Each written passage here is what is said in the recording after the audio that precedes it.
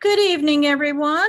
This is the Dundee Township Trustees regular meeting on Wednesday, February 17th, 2021.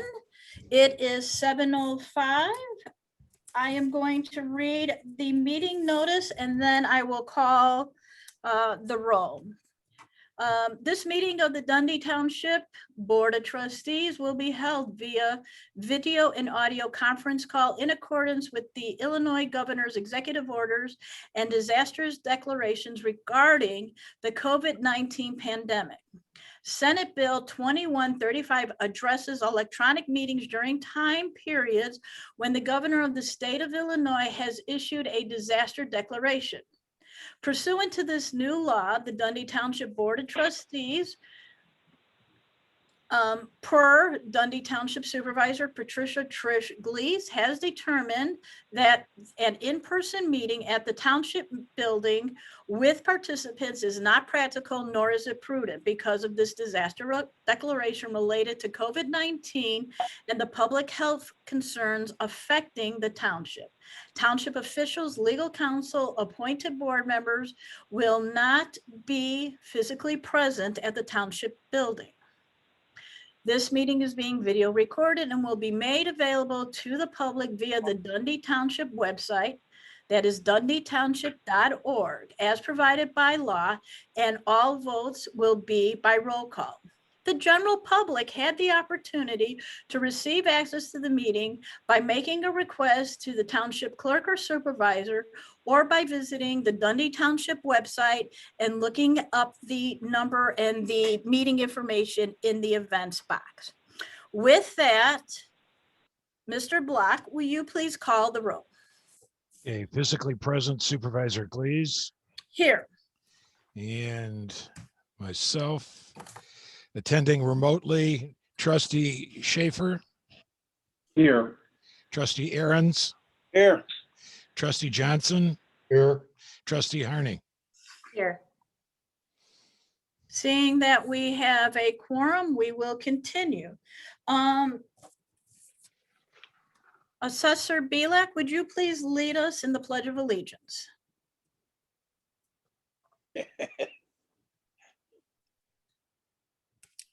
You got to unmute yourself, sir.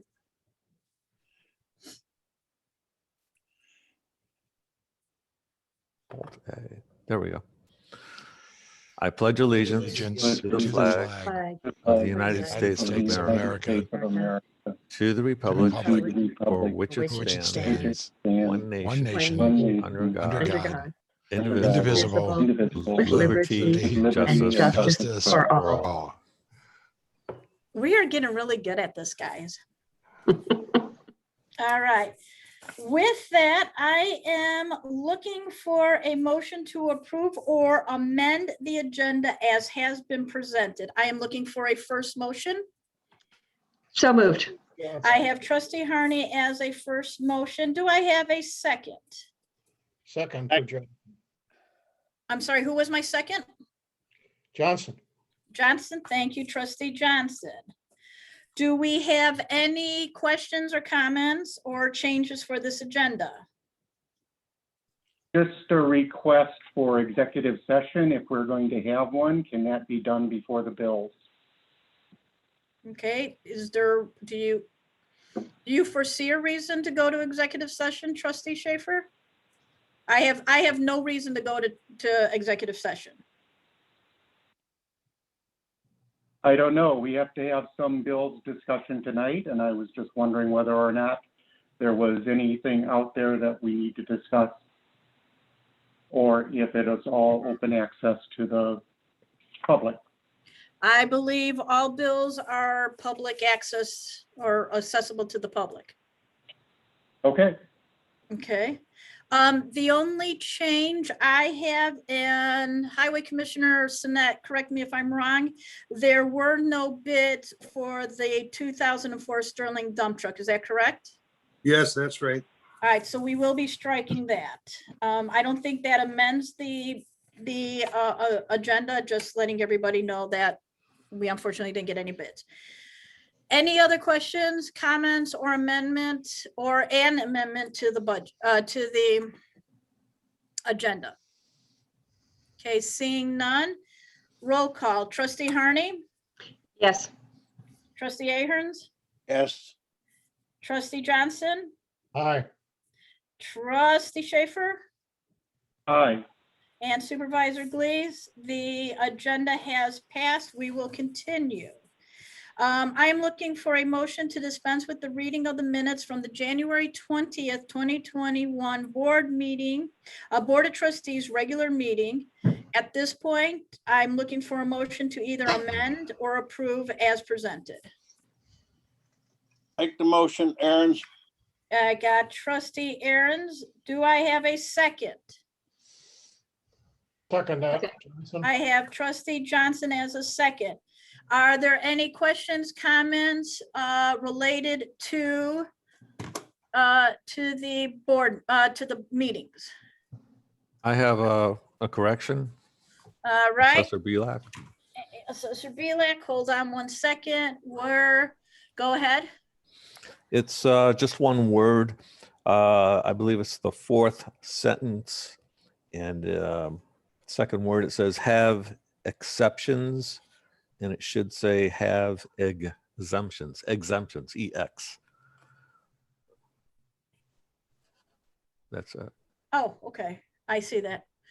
I don't know if that amends the budget as much as it just changes the words between exception and exemption. Bob, is Budget. that, Call it yeah. okay, I'm gonna call that amendment. Are there any others? It's a correction. Yeah, it's a correction. Anything else? Okay, seeing none, I am going to call the roll.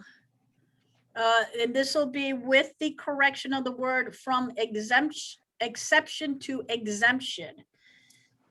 Trustee Aherns, Yes. Trustee Johnson, Yes. Trustee Schaefer, Aye. and Trustee Harney. Yes. Supervisor Glees is a yes. The minutes pass. Thank you. I am now looking for a motion to approve or amend the treasurer's report through January 31st, 2020, and financial statements through February 16th, 2021, along with a review of bank statements. Trustee Schaefer, are you in a place that you can pull the bank statement? I am. Hilltip Road and Bridge, 6549. Okay, Bob, hold on. Don't give him the number yet till we get the motion. I need a first and a second motion. And what's the motion that you need? I need a Don't motion approve. to approve or amend the treasurer's report. So moved. I have Trustee Harney. Do I have a second? I'll second. Second. I have Trustee Johnson. He beat you, sorry. Bob, could you please give Trustee Schaefer the ILTIP account 6549's number? 352,688.23. Do you concur? I concur. I do. Thank you. Are there any questions about the treasurer's report at this point? Seeing no questions or discussion, I'm going to call the roll. Trustee Johnson, Aye. Trustee Schaefer, Aye. Trustee Harney, Aye. Trustee Ahrens, Aye. and Supervisor Glees is an aye. That motion moves also. Thank you very much. On to reports. For those giving reports, if you would please keep your reports to about 3 minutes or less, I would appreciate that. I am going to start today with Highway Commissioner Sinnett.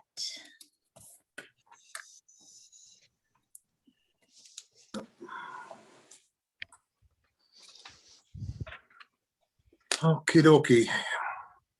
Well, we've been busy with the streets and everything, all the snow we've had, and I mean, it snows every other night. And managing all that real well. We've got plenty of salt and we're fighting a big battle. I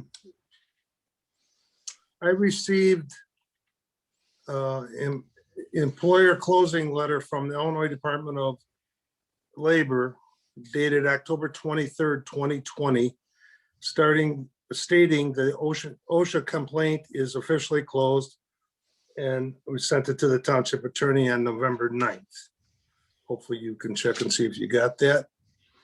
And then also, I'm looking for reimbursement for a money that was not work, employee that was not working at the highway department, and for the mediator of the I forget, what do they call it? Whistleblower complaint. Yeah, I didn't want to use that, but yeah, that's right. Also, I have one more item here. No, I guess I'm done. Scott, this is Supervisor Glees. How are we doing on our salt? We're fine. Thank you. We still have some coming that we've committed to, and we still have a good stock on hand. So I think we'll be fine. Good, thank you. Does anybody else have any questions for Highway Commissioner Sinnett? Aherns here. What kind of money you looking for the reimbursement? $43,142 for the employee that wasn't working, and $10,069 for the mediators. Why doesn't that come out of your budget? You agreed to have him go, well, he had to go on administrative leave. I mean, you agreed to it and that's on a tape recording. Well, I just looked it all up and I couldn't, it was hard to find, but I did not commit to paying for anything. The letter, the email clearly states that the attorney said they're going to handle it. Administrative leave, you So agreed the to it. supervisor will be spearheading the hiring of the mediator as directed by the board, as it is the township's investigation. August 25th. I'm talking about the administrative leave pay for the whistleblower. That's the 48,000 or with 43, whatever it is. That's on you because you agreed to the administrative leave and there's a tape recording of you doing that. Yeah, I'd like to hear that, Sue, because I don't remember any of that. I'm sure that can be arranged. Okay, Hey, Kurt, could you please ensure that Highway Commissioner Sinnett is questioning the conversation that she and he and I had back in that beginning time frame? Sorry, I'm sorry, that he is questioning that he put the employee on administrative leave. yeah, I mean, from my understanding, again, I can't speak to the exact conversation yet. I'll have to check with Carrie Lynn about that specifics, but my understanding is he volunteered his services for the township. There was no written agreement between the township and the road district that the township would be covering his salary while he was volunteering for the township. He was placed on administrative leave by the road district. no, the road district did not do any of that. It was unagreed when we hung up. It was undecided. I mean, we hadn't really talked about it. This is Trustee Schaffer, and during that time frame, I contacted the highway commissioner, asked him if he processed payroll for all of his employees being allocated to his apartment. Every month when he said no, I did not support the budget. So as far as I know, timesheets for the employee were not processed by the highway department, and he is the only one that can process those. I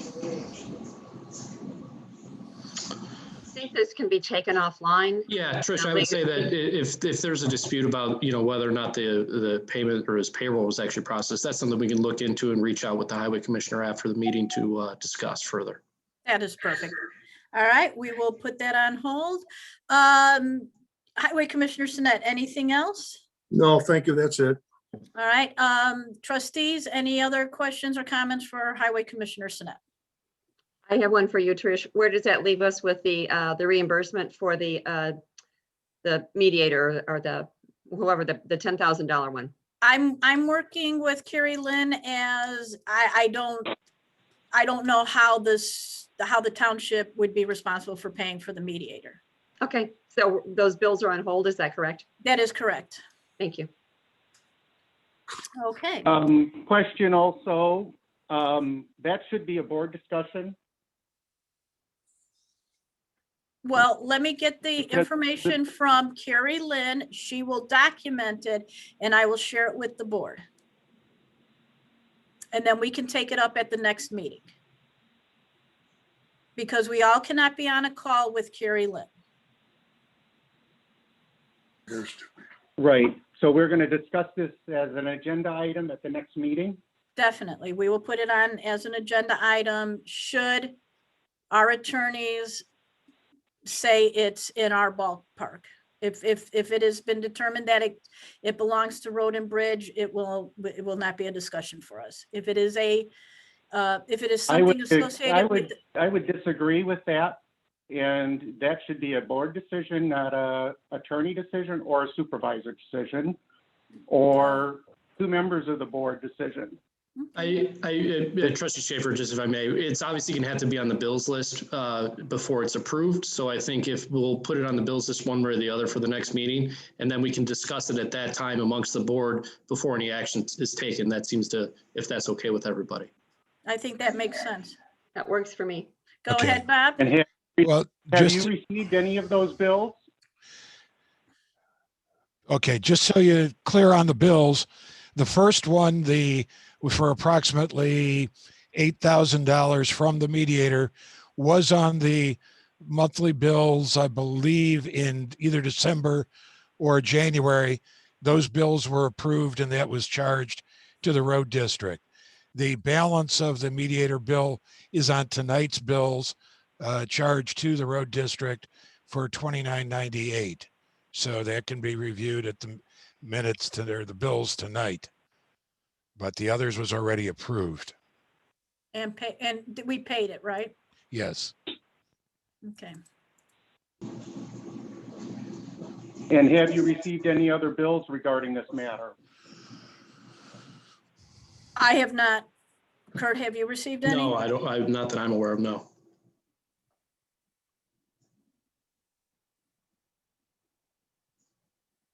Okay. Thank you very much, Highway Commissioner Sinnett. Aaron's here. Did Scott sign off for the mediator? The Yes. bill? The bill? Well, the bill is, yeah, he's, Mediator was agreed upon between both parties. Yes. That ain't what I asked you. Did Scott sign to have that bill paid? No, he did not. Thank you. okay. Any other questions? Okay, seeing none. Assessor Bielak, would you please give us your report? Yes, can you hear me? I can hear you fine, thank you. This month, not a lot has changed from last month. Where it's really cold, a lot of snow out there. We can't do much field work. That's as of recent, actually. Our crew has been scheduling courses for training in this upcoming year. Some of it being in Bloomington Normal. There's a Assessor's conference, they call it the spring conference. 3 of us are going to that for our continuing education. Also, we're reviewing permits. I mentioned that last month. We do have a lot that came in. We've sent out some mailers to the taxpayers regarding some of these permits and have been getting responses and responding to those responses. Also, myself, I've had a meeting with the assessors in Kane County and also Supervisor of Assessments, Mark Armstrong. Specifically, we brought Mark in to talk about any possible adjustments for the assessments on the commercial side regarding COVID and how that's affected certain property types such as restaurants, hotels, theaters, and so forth. There's not one size fits all. It's going to be difficult going forward. We cannot blanket make adjustments on these properties. We're going to address them individually as they come in. Right now, nobody has agreed to put out a media statement to the public, be it each individual assessor or Kane County. We're still in discussions on that, on how, on who would do that, and if so, what that would state to taxpayers, especially commercial taxpayers. Residential taxpayers, the market was not negatively affected. Actually, the opposite has happened. So we don't see a lot of, anticipate a lot of problems coming from that. And I say problems meaning appeals in the assessments coming up this summer. We've also attended a webinar on COVID and hotels and also on restaurants and how that's affected the marketplace. That was actually really informative. We've taken a lot of key elements from that webinar and gotten some really good statistics to work by with that. Regarding last month, we did get that new wall put in, or separation in our front counter. And we did just move the one camera from inside to out in the vestibule. We did not need to add an additional camera. So that's about it. Any questions? Any questions for Assessor Bielak? Okay, seeing no questions. Thank you very much, Assessor Bielak. Could I have just one question for Mike? The building on the west side and south side of Huntley Road and 31, is there any tentative plans for that now that it has been taken down? As I understand it, there's no plans yet. Mr. Roser has actually contacted me regarding estimates for potential improvement, and I'll leave it at that. They don't know what they're going to do yet. They've torn it down, and I don't believe there's a commitment yet going forward. It's a process. So okay, no, understood. Thank you.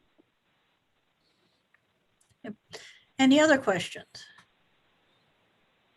Okay, I'm going to bounce to the open space report as written by our foreman. First of all, he wanted to let everybody know that prior to January, we were working through one of the warmest winters in the last 150 years of record keeping. And now we are freezing our tushies off. With all the snow, they are busy plowing out different areas and, you know, doing their best to salt. On the extremely cold days, they worked, they made seed processing boxes So now we have quite a few of them, and they did a lot of seed separating, cleaning out different equipment, sharpening blades. They did get to some tree removals, especially at Notting Hill area in Dixie Briggs Farm. Special seed has been ordered for that section, and we are hoping to get it while there is still snow on the ground, because it'll help the seed plant itself. Over at Library Springs, they did a whole bunch of clearing just east of Wahoo Woods. While they were there, they did do some fix up area of Wahoo Woods, move some logs to make them a little bit more accessible. So if you have a chance and you've gotten over there, the quote unquote mud pond, they threw a couple more logs in there for kids to walk across. I was there the other day and now it's just covered in snow. So, you know, they're going back through, you know, they're herbiciding what they can.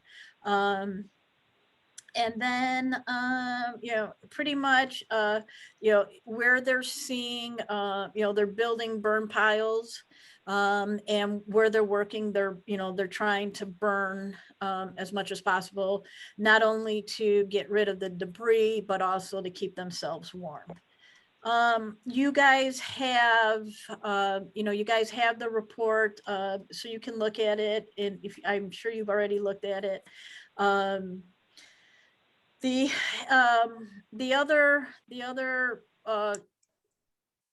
other concern they have is they're salting the slope drive like at Jelke, and we bought salt for that, but Kirby's a little concerned that we may go through that, and if we do, we will buy more bags of salt. Otherwise, they've made everything, you know, passable for people to walk to, you know, to the best of their ability. Any questions? I know you guys saw the report. I have a question. Uh-huh. Last month, we discussed rebuilding the bridge over Dixie Creek. There was Yes. an individual interested in providing a quote on the reconstruction of that bridge that washed out. You Yep. offered to get involved in that, and I didn't see anything in Kirby's report to mention that. So so we did a gentleman by the name of Brandon Weinheimer, we've met with him prior, in between snowstorms, and he is working on an actual design with elevation and getting us quotes, and will provide us a quote. He has not done that as of yet. He was still working on it. I see. Okay. Okay. Aaron's here. What was the deer kill? It's still in progress. It goes all the way till March. Thank you. I'm going to wait 1 minute. I believe we just lost Trustee Harney. I do not see Trustee Harney here. On my screen, Bob took her place. Yeah. I just got a text from Sue. What she said? She said she lost us. First few words says, "My computer just died." Let me get Okay. the text. Okay. She's probably sending you a text too. Reconnecting as soon as I can. Okay. I don't know. Trustees, are you okay if I know that Trustee Harney isn't on, if I move on to another report till she dials in, or would you like me to hold the meeting? Perhaps I suggest that she dial in on the phone so she can hear what's going on. Could you send her and can you text her, George, for me? Sure. I'll text her also. We'll see. Well, hang on. Where you at, Bob? Bob, you're on mute. Where are you located? Where you at, Bob? Riviera and Los Angeles. It looks a lot like the 18th hole at but out there by Maringo, not Maringo, but by Elburn. What the hell name of that course? I don't know. Cogs? Sorry. Is that, Yeah. Bob, is that Cogs out that way? No, Cogs is in Lamont. No. Okay. Cog Hill is Lamont. Yeah. Okay, here comes Sue again. Keep talking. I'm just wasting time while you're doing. Oh, yeah. No problem. All right. Dial in. Welcome back. Welcome back, Trustee Harney. Yeah. All right. With that, Mr. Kyles, would you please give us a board report if you have one?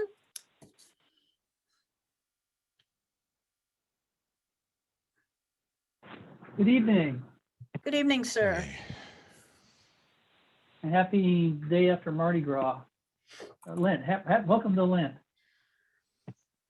On this somber occasion. Chris Caius, County Board Member, District 23 and Kane County Forest Preserve President. And I just have a few items that I'd like to mention if possible. First of all, thank you for letting me present Supervisor Glees and trustees. First item is that KDOT, Kane County Department of Transportation, will be holding a stakeholder engagement planning session this Thursday, February 25th at 10 a.m. Excuse me, it's all online. I can get you the link if you want to attend. And if you have comments, we'll be discussing upcoming projects and how they fit into the near future and the distant future. We'll be covering some 76 projects that look something like that. So if you have something in Dundee Township that the county controls and you have input on it, on how you would like to see it change, or in creating some sort of a KDOT transportation intersection, whatever signage, please feel free to get a hold of me and I'll get you that how to sign up, or it is online, I believe, as well. At countyofkane.org or the transportation website. The last date I had for completion of the Long Meadow Parkway Bridge and date was updated to 7/31/2021. That was just this last Tuesday in transportation. As far as COVID is concerned, I think that county is distributing something like 70% of the COVID doses in the that are being distributed in the county, or being implemented in the county. It seems pretty spread out. We received 2,000 doses one week, none the next, 800 the next. So it's going slow. We have a plan, and mostly we're held up by the access. There just aren't enough of them. As of Saturday, we received 54,595 doses and administered 50,612 doses. Jarrett Sanchez is a good man to contact as a point person. He's the chairman of the Public Health Committee with the county. But you can get a hold of me and I can get a hold of him, or if you have questions, we'll make sure to get answers. I think I mentioned last time that the county's received $13 million for low-income rental assistance in Kane County. That program should be coming together in March. We're going to be going through the state to be the distributor of the funds. Because we ran it through our departments, ran the first 92 million through our departments, and it really put a lot of stress on those departments. Now they're trying to catch up on the jobs they normally do in development and the state's attorney's office. And we will probably be looking for local governments like the townships to help get the word out once those become available. $13 million becomes available. Sounds like a lot of money, but of course there's going to be a lot of need because of COVID. So hopefully we do have till the end of the year to distribute the funds. Hopefully with the state cooperation, we'll get it done by summertime, soon anyway, as soon as we can. Oh, and Jared Sanchez is also the chairman of that committee. He was, he finished up after John Hoshite retired from the board, and he's now the chairman of that. So if you have questions, he's good to contact, or again, contact me and I'll get a hold of you. Any questions? I have one quick one. This is George Johnson. I George. saw in the media recently where the Forest Preserve Board is considering condemning some private property to connect some trails. And it kind of takes us full circle back to the Karen McConaughey days of condemning private property that became so controversial. Is this one likely to be controversial? I don't believe so. This is the UP rail line just west of Randall Road that connects, that is has already been abandoned by the rail and has the railroad, and would be used to connect to the trail, the Great Western Trail, as it crosses Randall close to right close to 64, just north of 64, and then runs through the town of St. Charles and connects with the Fox River Trail. It's already been abandoned. We have, I'm not sure exactly, a lot of this is in closed session, but we're negotiating and using the, and not getting a lot of cooperation from the railroad. So we think maybe it's on the wrong desk, somebody's not acting on it. And hopefully what this will do is just get it on the right desk so we can settle it. And this will be a prelude to obtaining access to the rest of the trail for St. Charles in their village. Thank you. So no private property other than railroad property. Okay. Any other questions? Question, but a comment.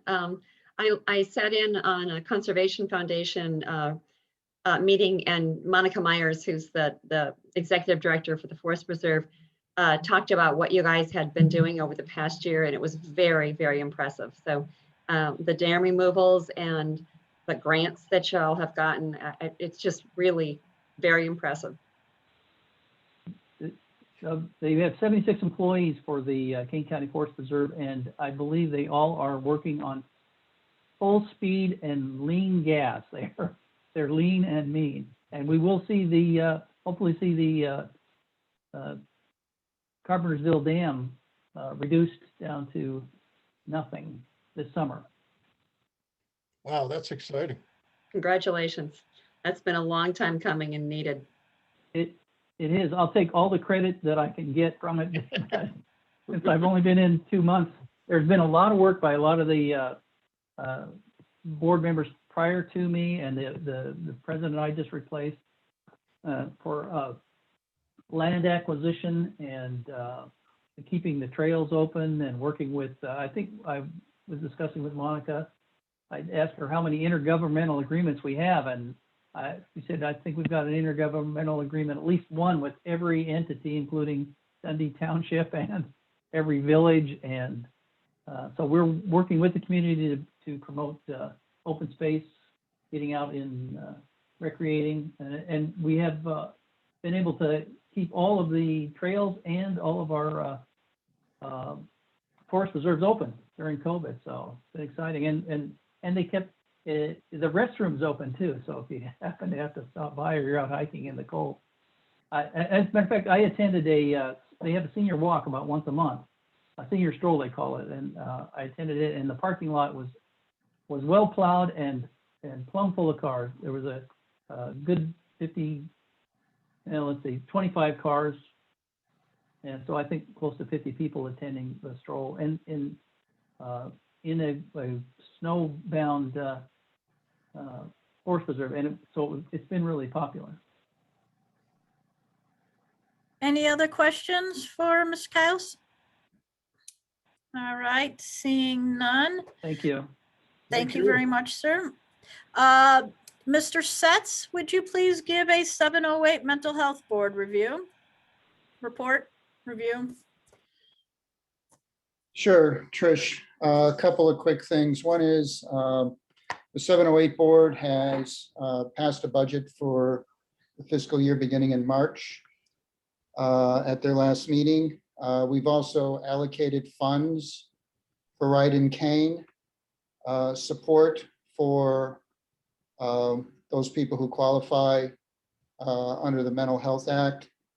And what we're planning on doing is we're working on a solicitation for services for the coming fiscal year. Our expectation is that we should release that request for proposals in the next 6 to 8 weeks.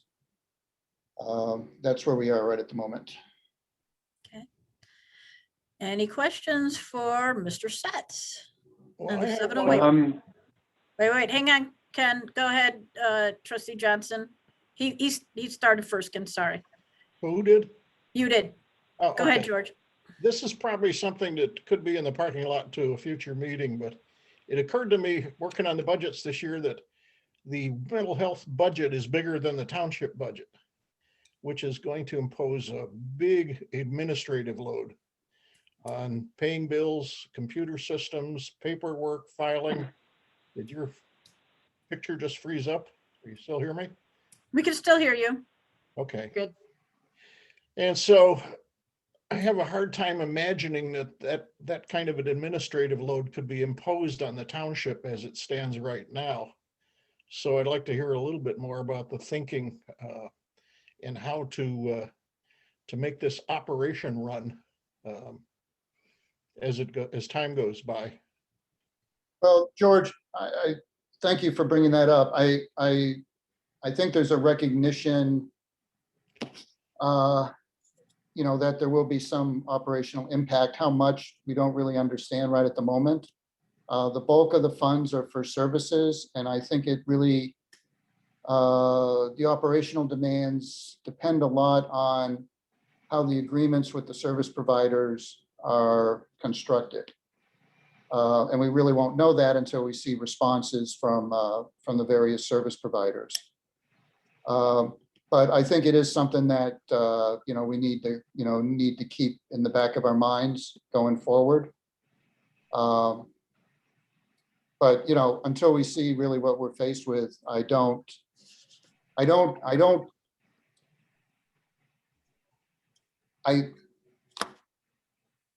the way that I would look at it is not so much based on the total budget, but on the complexities of the budget. I am assuming at this point that the complexities of the township budget and the highway department will probably be more complex than the 708 board budget, or will be more complex because we'll have a small number of providers and a very narrow scope on what it is that we can do under the law. So we have guardrails there, but I hear what you're saying, and I think it's something that we need to think about going forward once we see, what the demand might be for operational resources. We do recognize that, if we do hire, for example, a caseworker, I mean, there are technology expenses around that. There's payroll processing around that, but beyond that, we really haven't gotten, because we don't know what we don't know at this point in terms of expenses and how complex it is going to be working with the providers at this point. Understand. Thank you. Okay, thank you. As long as we know that the train is coming down the tunnel and that's the light we see, we can kind of anticipate it. Yeah, well, my background is running, part of my background is running pretty complex organizations. So operationalizing things is certainly part of, what we need to think about. It's certainly not something that we're ignoring here. Good. Down the road. So, but thanks for your question. I appreciate it. Okay. Trustee Schaffer, you had a question or a comment?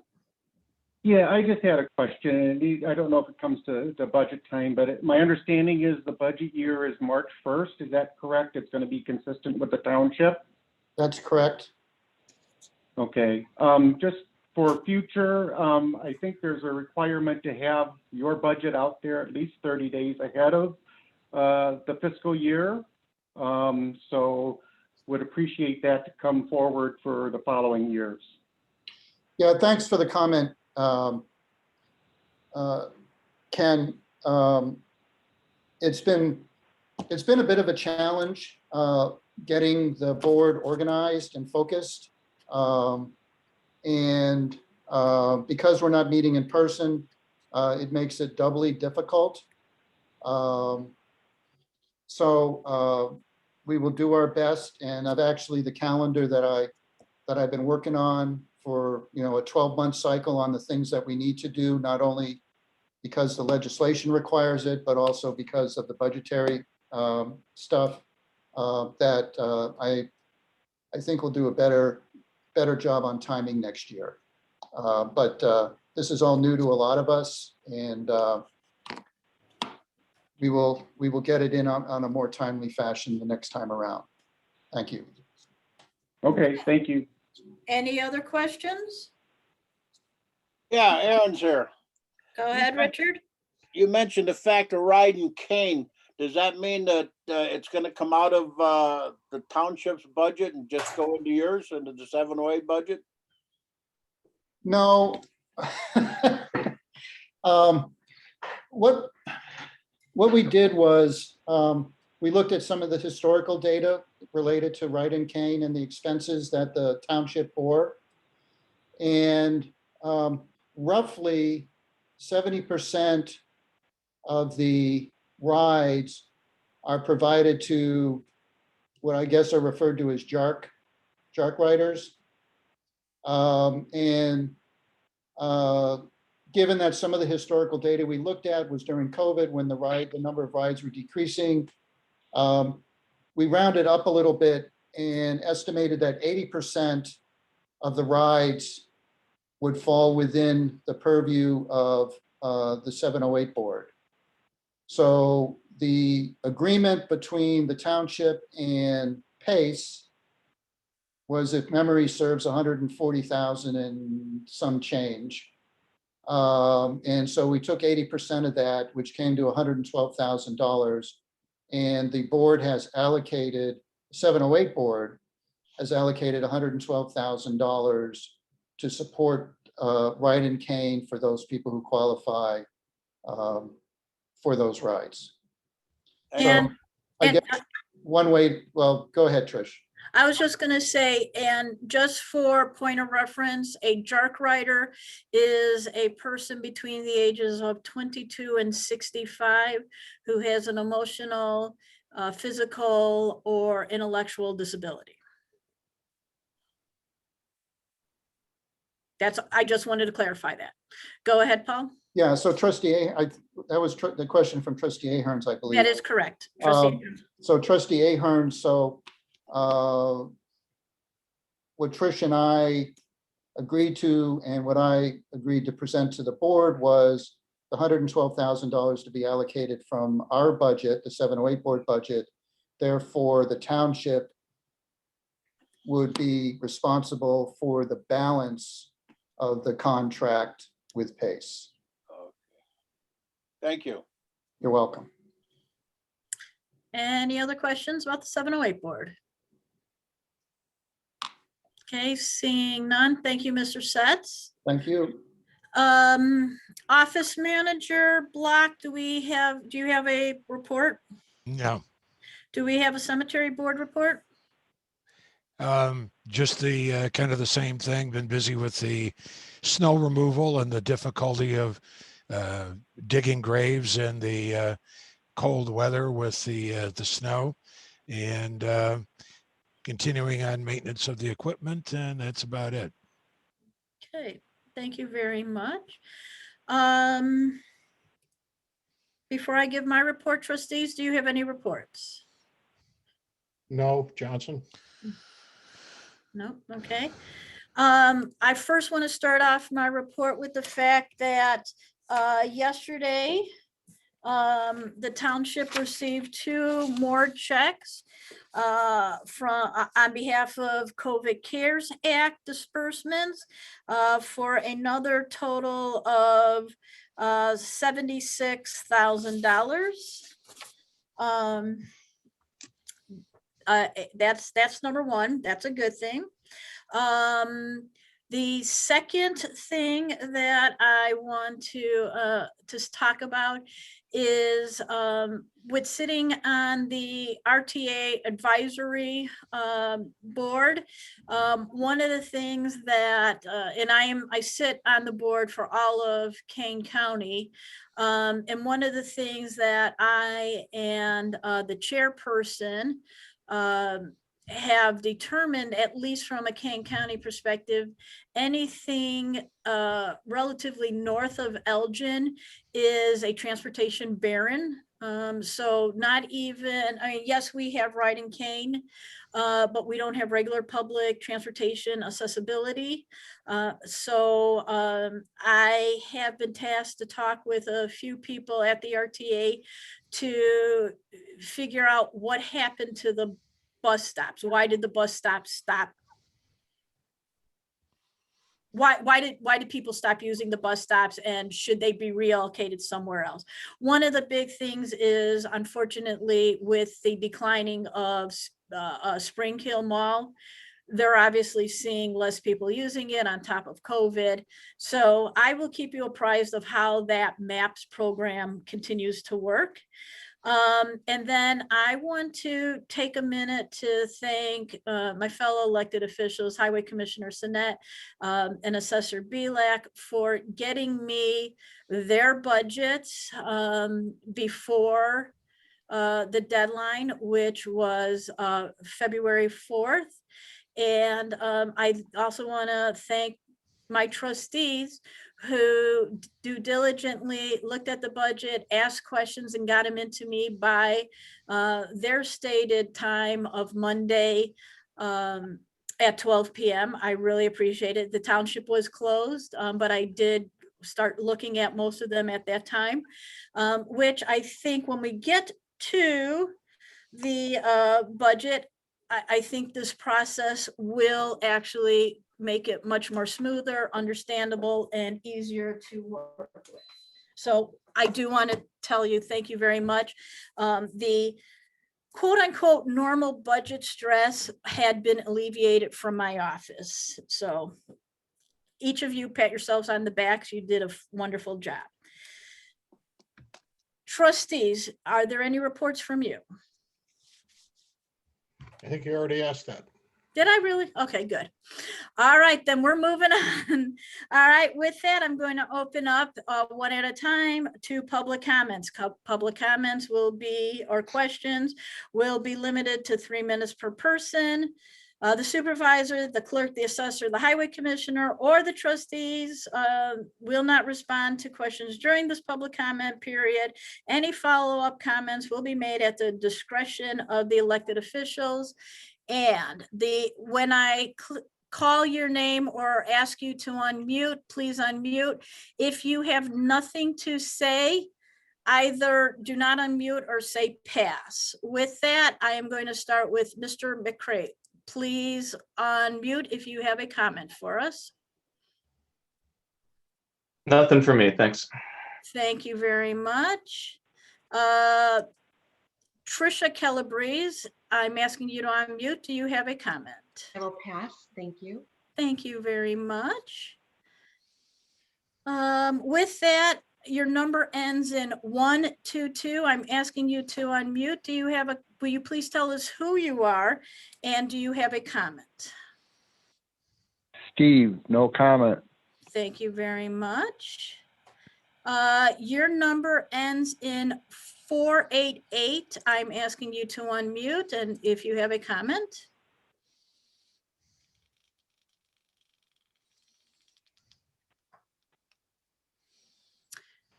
Okay, seeing no unmute or no comment, I will move on. 711, I'm asking you to unmute.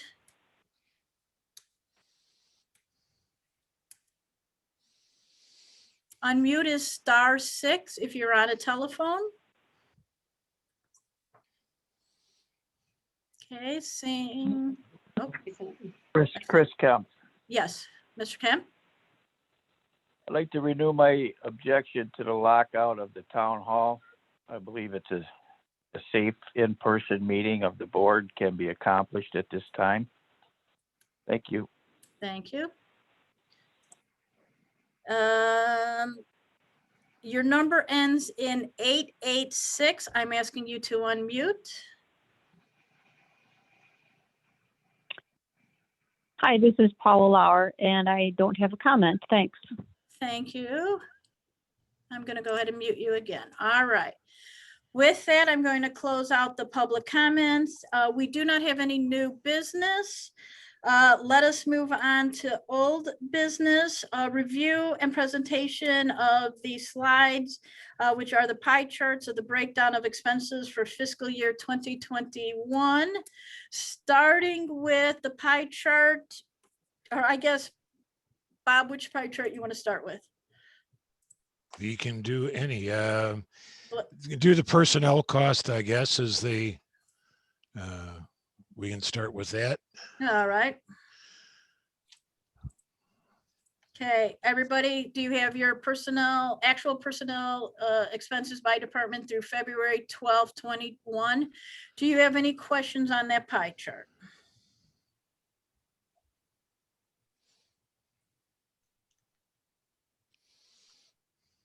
Oh, yes, I do, quickly.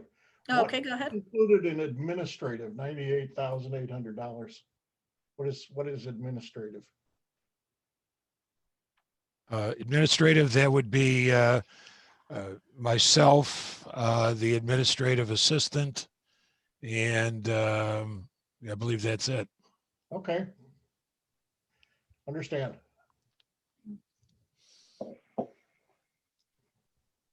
Any other questions? Okay, let's look at the pie chart called Total Expenditures, Town Fund by Department, February 2021.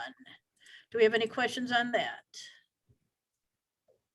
Okay, these are basically the same chart, but a little bit different expression because there was talk of using these charts percentages to possibly allocate funds.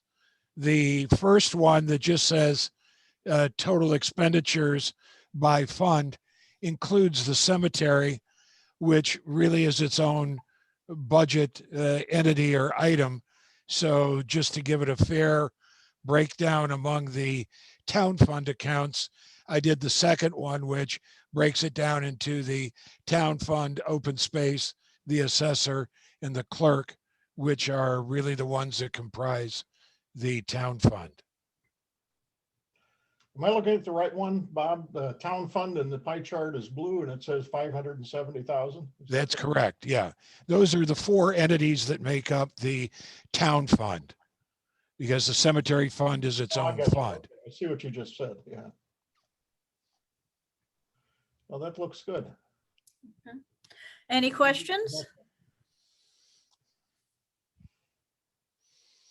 Okay, trustees, do you want us to continue making these, working on these charts month after month? Speaking for myself, absolutely. Trustee Harney? Month after month for me is free. Okay, Trustee Aherns? Yes. And Trustee Schaffer? Yes, I do know that sometimes we've included social services. We've changed the pie chart. It seems like every month we're getting something different. And when 50% of your town fund is there, which includes open space, but we're doing it separately, I think it's confusing if we put the cemetery in, even though it's a separate portion. It would be nice, but like the one chart shows cemetery separate, open space is the same. And to me, it gets a little confusing. Right. So the one that you're looking at, the total expenditures town fund, those, the cemetery is not part of the town fund. It is its own fund.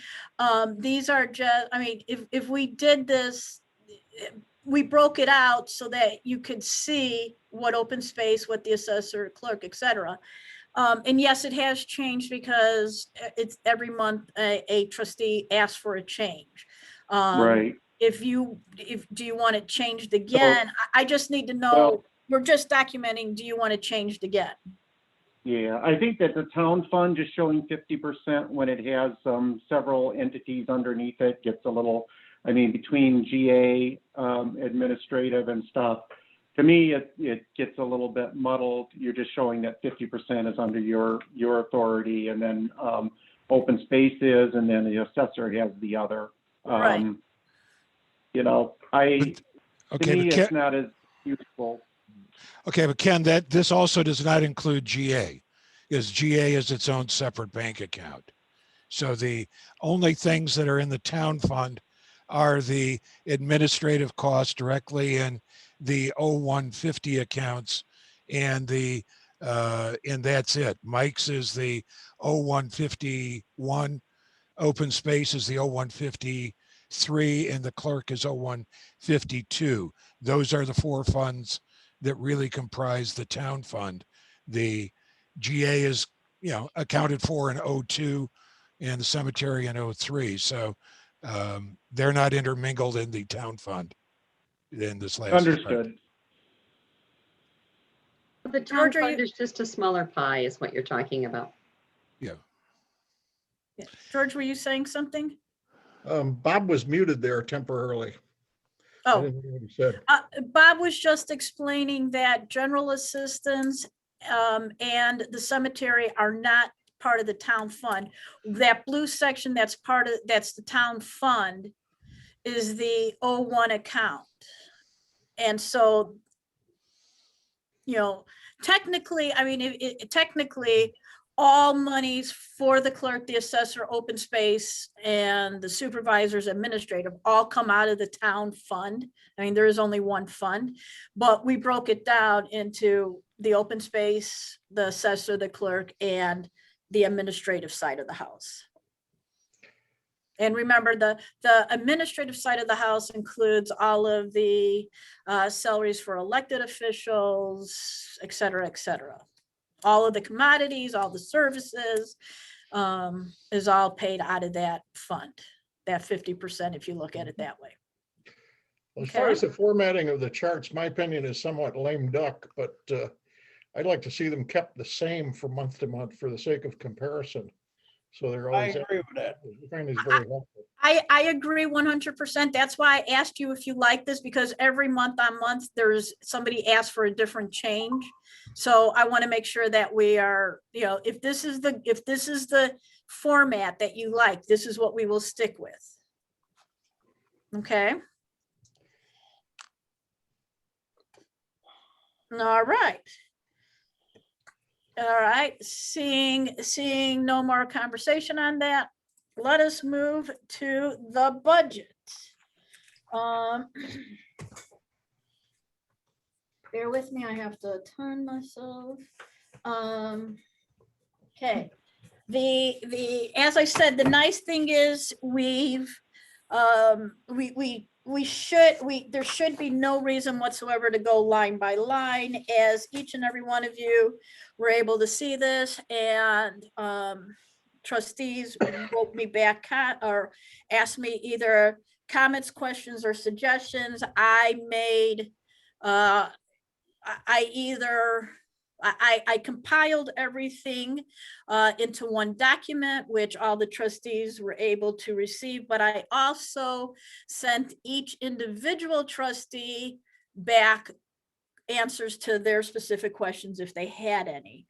I'm going to start with, let's start with the first one instead of going through the budget, unless somebody else has a better way of doing this.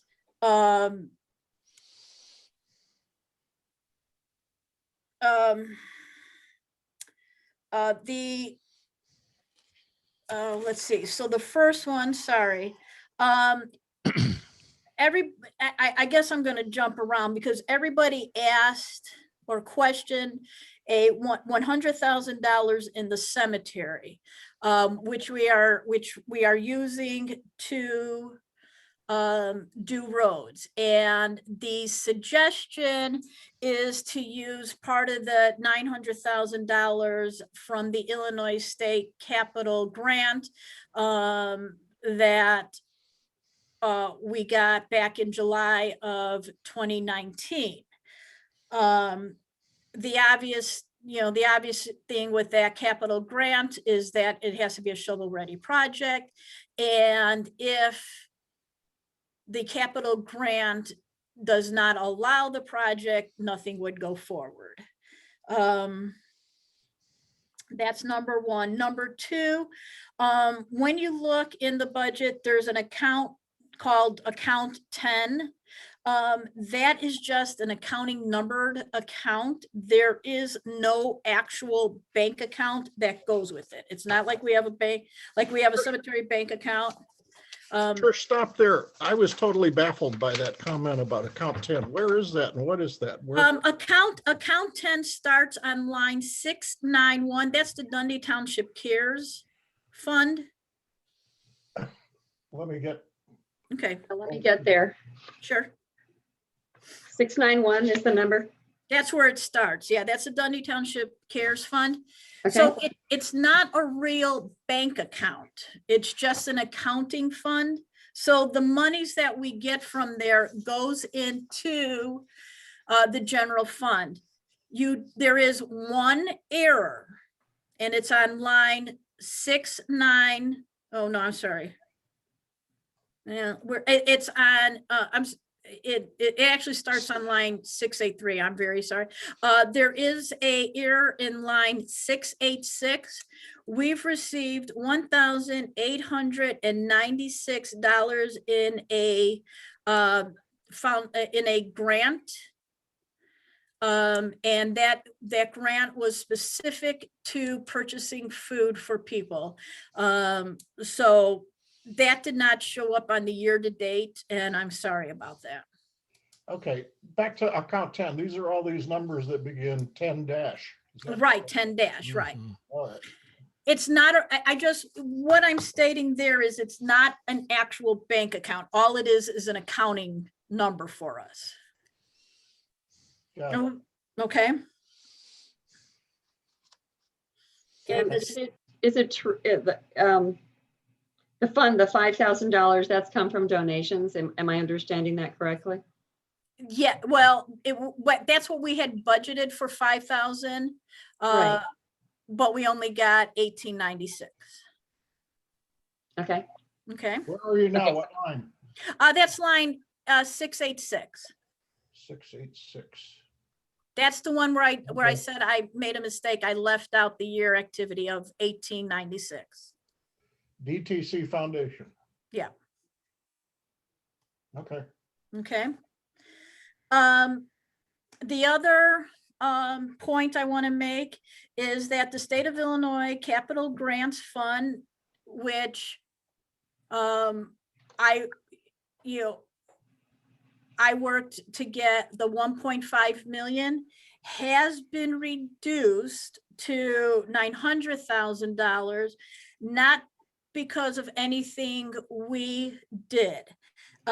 Apparently, the taxing body of 509, known as ECC, did not budget correctly, and one of their major projects was undercapitalized, and all taxing bodies and governing bodies that support or participate in 509 had to give up some money. So we weren't the only ones who lost money. We had to give up $600,000. Yep, just about. That's about what everybody had to give up for their issue. College? Yeah. They're apparently building a new building, is my understanding. Okay. So, yeah, so we all gave up. Go ahead, Did Ken. you get notification of that? Because Negative. this is the first time hearing of it. Yep. And that's an important item that would have been nice to know. I don't know when that happened. I found out about it a week ago Monday, and it took me through yesterday, give or take, to figure out what happened to it. I by Tuesday, well, yesterday is when I got the understanding of where the money went. Okay, Okay. because I don't believe the ECC board understands that yet. Which board? The board of ECC and the taxing body where that money's going to. At least I was like, did you receive? And so far they weren't aware of it. Yeah. So I do not know how that inner working works at the state. That's all I knew when and the only reason I found out about this is because I was talking to somebody at the state about the shovel ready road project for the cemetery, and I kept referring to 1.5 million, and she went, you're down to 900,000. Did you do anything? And I went, nope. And we went through the system, and sure enough, that's how we found it was reallocated. Okay, moving on. Trustee Johnson asked about line 11, which is the state replacement tax, and he wanted to know why it was lowered by 8,000.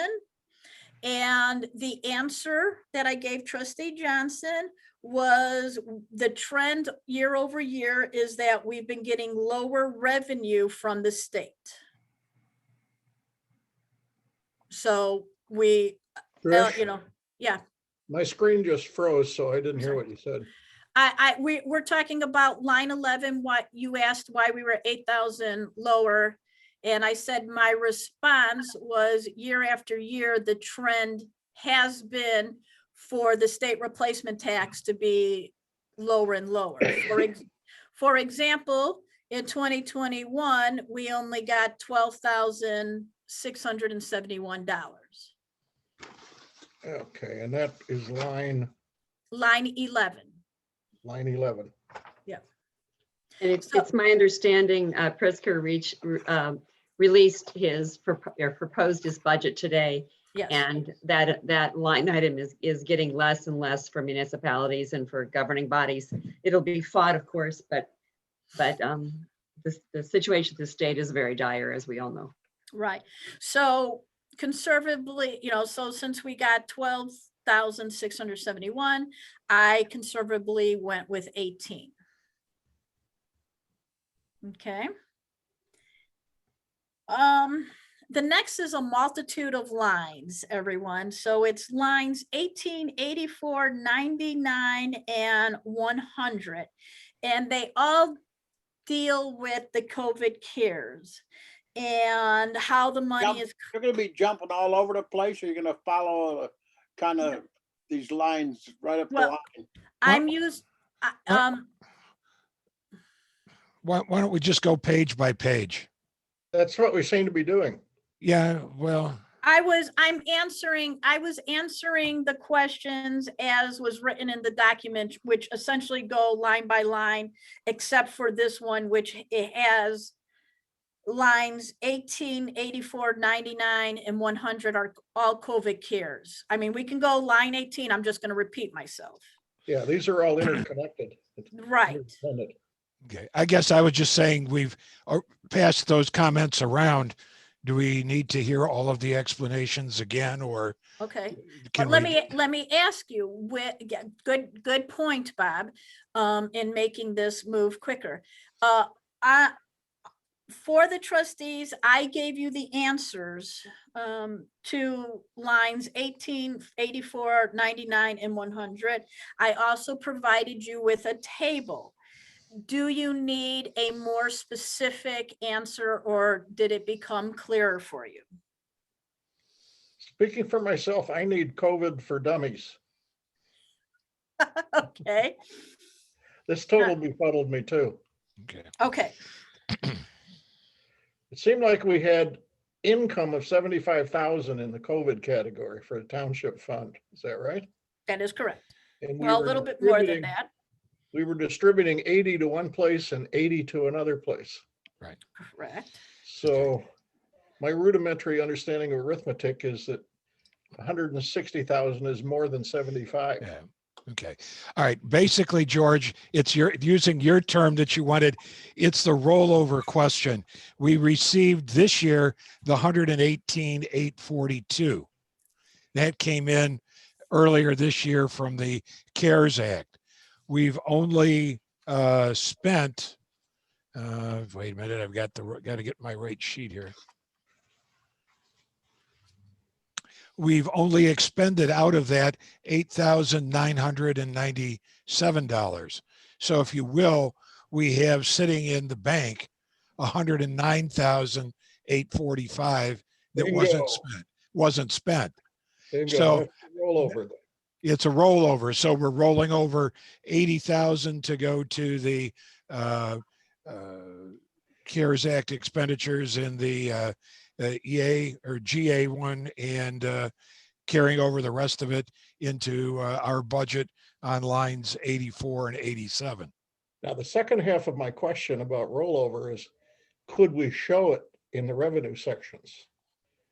Because it's kind of invisible or non-transparent to just say that it's in our bank account, but we're not showing it as revenue or income, so to speak. It's not revenue or income, it's reserves. Yeah, it's reserves. So, I mean, we could possibly do something. Rollover transfer then, something like. Or a transfer from a rollover from a bank account or something like that, or Something like that. we'll come up with a phrase and I'll put it in there. Yeah, I was misled into thinking that there was a bigger shortfall in the budget than there really is, I believe. Yeah. Because there's invisible money here that we don't see. Okay. So, but Trish also made comment that she received some additional checks. So the year-to-date activity, will that go up by end of fiscal year? Yes, because I received another 76,000. But that's what's in the budget for this year. Right, that's this year's budget. So so we actually are ahead of revenue projection on that for what we had in this year's budget. Right. Rollover is like using unused vacation and bringing it into the next year. Right. So we got more than 250,000 based on our budget. Well, we need to see that. Well, we saw, except for the check today, the 118 figure was the year to date, and then the check that just came in, of course, wasn't included in that. Is that correct, Bob? That's correct. correct. That is correct, because we didn't know about it. Right. Right. So So the 118 figure is going to go up by whatever, 76,000 or Can we whatever. talk it is. one at a time? I'm getting 3 or 4 voices at the same time here. Oh, I'm sorry, George. Go The ahead, Trustee. 118 figure, which is line item 18, and that's the year-to-date activity. When it's a little bit different on the sheet that Trish sent out, it says 188. That's a misprint. Oh, good catch. So, That's but on our good. budget that we got, line 18, the year-to-date receipts for COVID are 118,842, which does not include the check that came in today or yesterday. Right. It doesn't Correct. include the 76,000. So that'll be 118 plus 76. So should the 75,000, because we have already received that money for this year, is that 75 going to zero, or do we need to have a budget in there because we're expecting more money? We still have potentially 1 or 2 more checks out there. We still have about 180,000 left, of which I don't think I'm going to be able to allocate all of it. Right now we're talking about 75,000. So this is like our tax income. We make an estimate, and then this is your estimate, Trish, for what we're going to get from this source. So I asked, my last set of receipts and requests was for 180,000.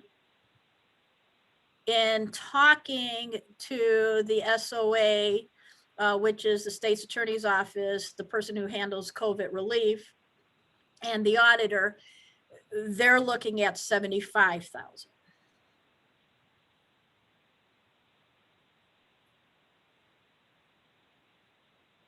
Understood. Okay, and I have no control over that. I ask and I keep asking and, we'll see if we get it, but the conversation has been towards 75,000. Okay, does that clear that up? Question on the rollovers again. Could we, on the next iteration of this budget, include the rollovers? I think the answer is yes. You may have already answered this. We did answer it. We'll figure out a line item. Yeah, and we'll put call it roll. in there. Okay, part two of that question is, off the top of our heads, where would that leave us as the deficit, or do you need to run that through the crunch to 100,000 and 100? change. Well, and by the nature of the way we do our accounting, anything we pull up out of that rollover is going to be deficit spending. It will be part of the deficit, because when we pull something out of reserves, income that we got from the previous year, and we spend it this year and put it in the budget, then that is counts as our deficit, or part of our deficit.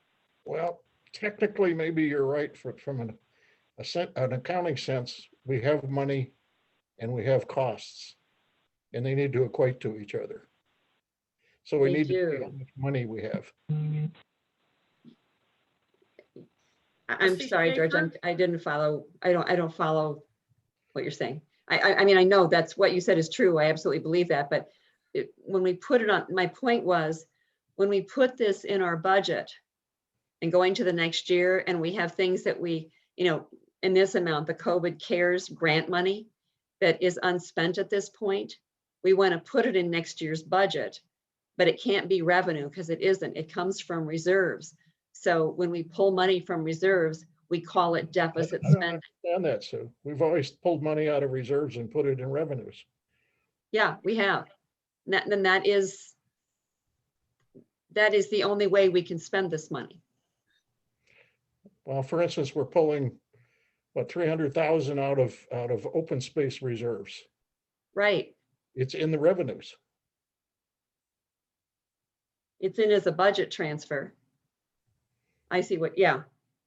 But you're listing it as revenue. So, and George and I will disagree on this, but if you're pulling stuff out of reserves, to me, that's not balanced budget. We should match our revenues. And I don't count spending from reserves as revenue. That's spending money that's from a savings account that we should try not to spend. Well, let's agree to disagree on open space only. Otherwise, I totally agree with you.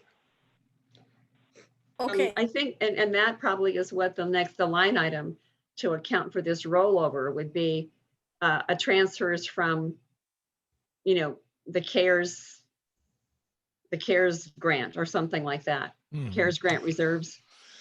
Well, maybe I'll see. Maybe there's another way I can phrase it in here, and maybe it'll be more acceptable. Maybe come up with a second deal, show simply true revenues in one thing, total that will show grants or rollover transfers from savings account, get to a total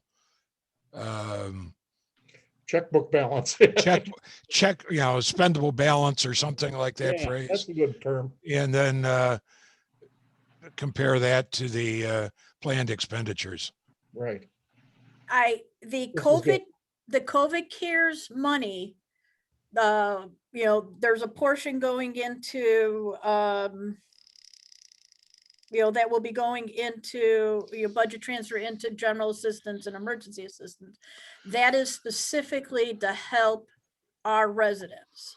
It's not to quote unquote bolster our account. So, I mean, you will see the money come in as a reserve in this version of the budget, and you'll see it go out as an expense in another section.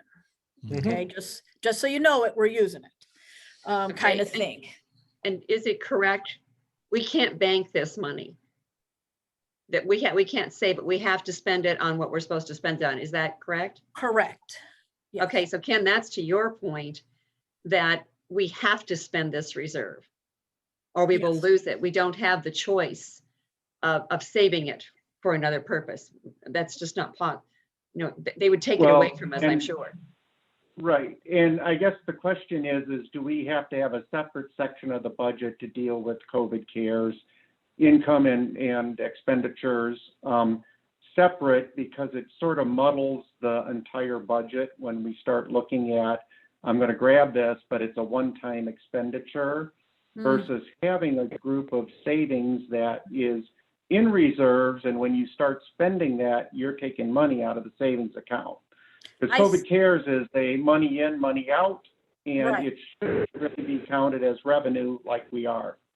Okay, so Bob and I will work on account number 13, maybe, I don't know. We'll figure something out on paper. And I disagree with that. This is a one-time thing, or it's a short-term thing. Having you guys go through all this misery of setting up yet another account, it does not seem like a good use of your time. We have mechanisms for this, and we just have to know it and remember it as trustees.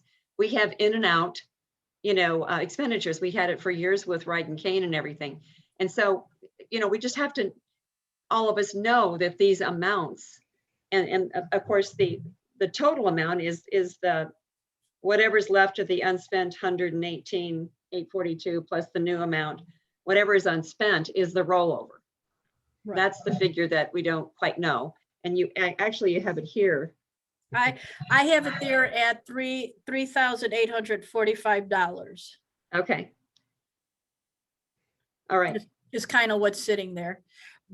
But, and that's kind of a placeholder, because as we go into the new fiscal year,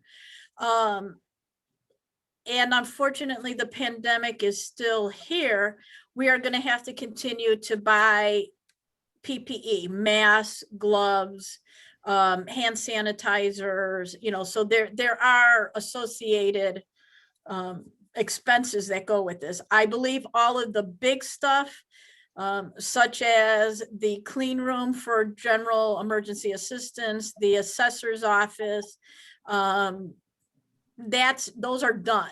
There shouldn't be any more. It's going to be the gloves, the hand sanitizer, the mask, that kind of stuff.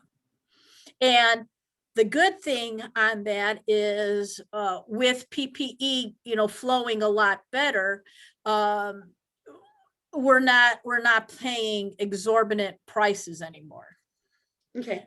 But we will continue to work with our villages that we have IGAs with when they do mass, we try to purchase to pull our bulk. We purchased in bulk, and we usually work with East Dundee and Seaville. Okay. All right, that's fine. Okay. Aaron's here. Does any of that money go back into the highway commission or highway department or the assessor's office that's coming in, all this COVID money? Or does that all just go back into the? It goes back into the general fund. But none of it goes back to the highway, the road and bridges, in other words. They must have had some expenses. Don't they have to apply for their own? It's Well, a separate unit of government. I mean, I don't know. I don't have an answer for that. I mean, they took all of our expenses. I mean, they took the town fund expenses. Okay, so that would have been the road district's job to apply for their expenses, because they're a separate district, a separate unit of government. It seems like it would be that way. I will follow up with the state's attorney's office, because I don't know that answer. And that would have been, notification for that was in July of 2020. So I do not know what, and I don't know if the highway commissioner can chime in here. I don't know what or if he got notice of this at all. I do not know that answer. All right, let's move on. Okay. The next one was Trustee Harney asked us to change the name of line 19 from transfers from open space fund to transfers from open space reserves. And that will be done. That is a very simple thing. Okay. Next, is So, line, could I just break in for just a second? Sure. Line 22, the transfer from 708 Mental Health Board, was that an area that transportation cost was going to go into? that is Or correct. did we separate that out into a different budget? No, that will go, that 112 will show up in that line. But I did not, remember, I promised I wouldn't change the budget. And I gave you the budget on the 5th of February. The 708 board met on the 11th. So that number wasn't put in there. Well, no, the other difference though is when I'm sorry, 708 board said they were taking that expense, that 112,000 shows up in their, will show up in their expenditures category in the bank account 12. Mhm. And it shows there now as its own account for senior riding cane.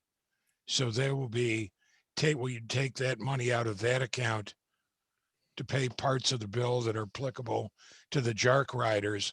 And then any part of the bill that is our responsibility would come out of the regular riding cane. So really that. So line 22 will go then away. doesn't need to exist. Okay. Well, it'll go away. We won't, how will we account for the revenue from the 708 board as No, revenue? Well, it'll be paid just like when the cemetery does something, we take the money out of the 03 bank account. So we'll just be taking that fund out of the 012 bank account, not transferring the money into 01. Okay.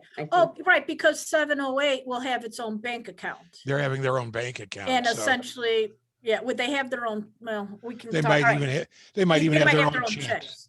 Yeah. Right. So Okay, so Ken, line 22 does disappear, which makes Okay. room for George's new rollover account.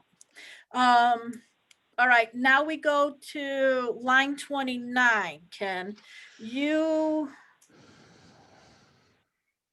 Okay, I'm not you put a question mark there, and here's how I answered it, and tell me if that answered it correctly. In the year-to-date activity, you see 110,000. That 110,000 was used because we always have a cash flow problem between the budget and the start and us getting our first payment in June. And so we borrowed money from the capital reserve and then we paid the capital reserve back. Did that make sense to you? That's why in the proposed budget, it's zero. Well, for the proposed, zero, but yeah, if you paid that back already, then that line item should be zero, right? So we didn't do that transfer back yet because we're at the end of the year, or because that should go away, correct? well, no, that's just showing on this page the revenue that we took from 09. If you go, let me get the line item number here.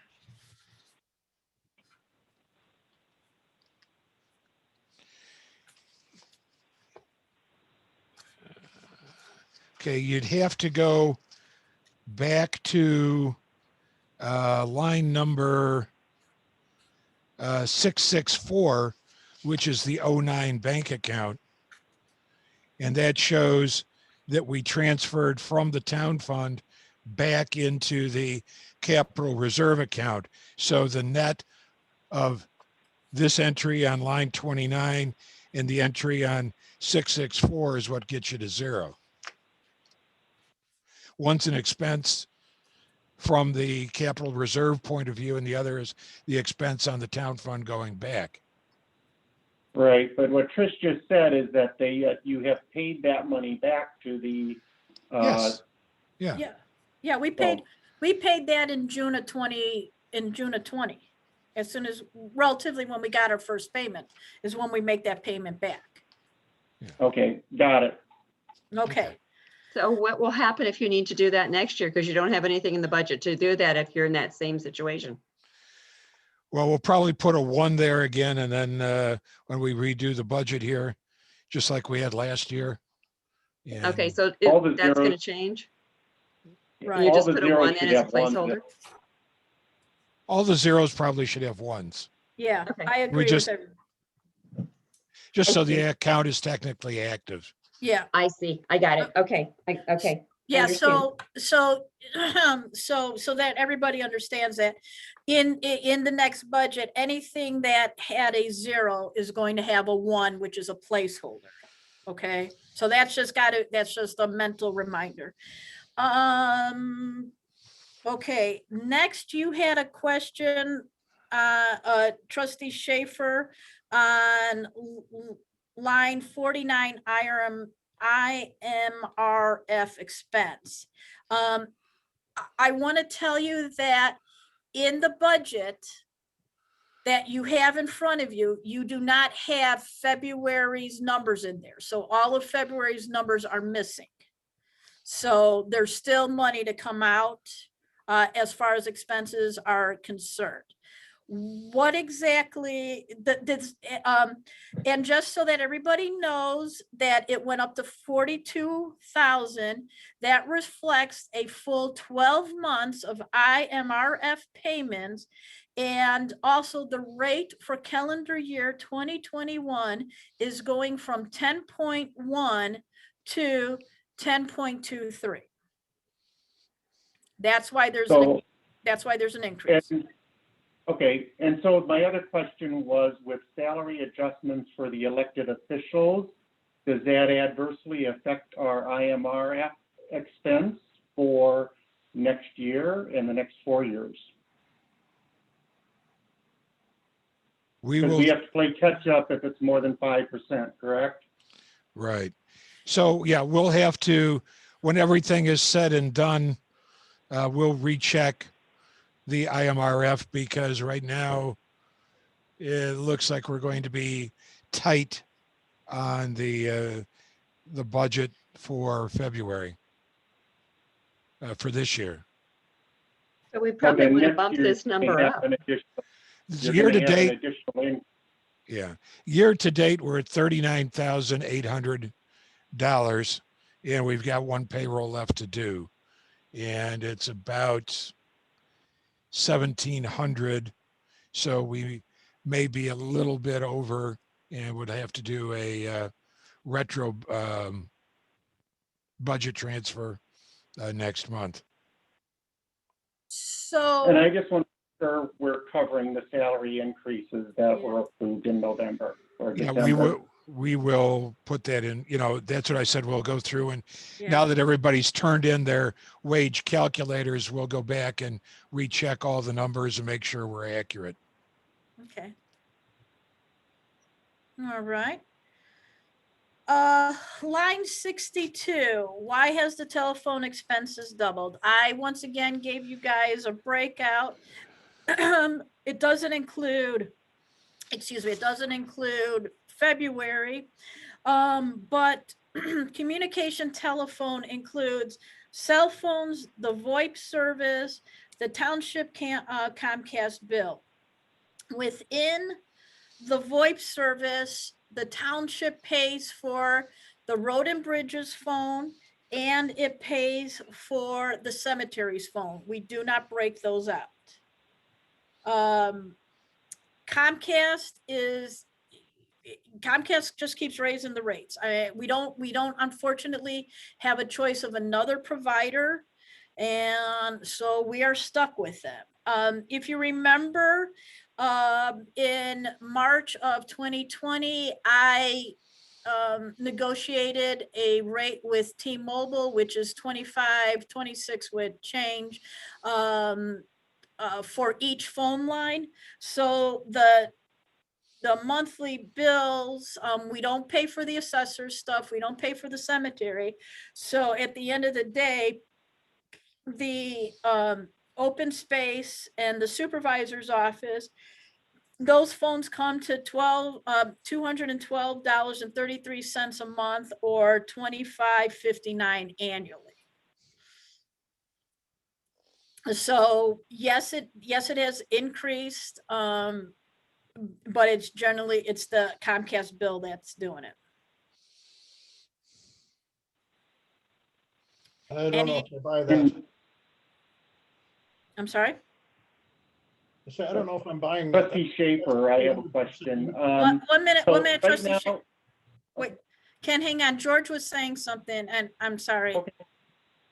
I'm saying I'm not sure I'm buying that explanation, because that's a 200% increase over our budget. So we either Yeah.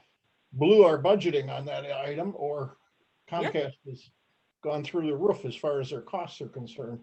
Yep, Comcast, we're paying roughly $275 a month. And that is for internet.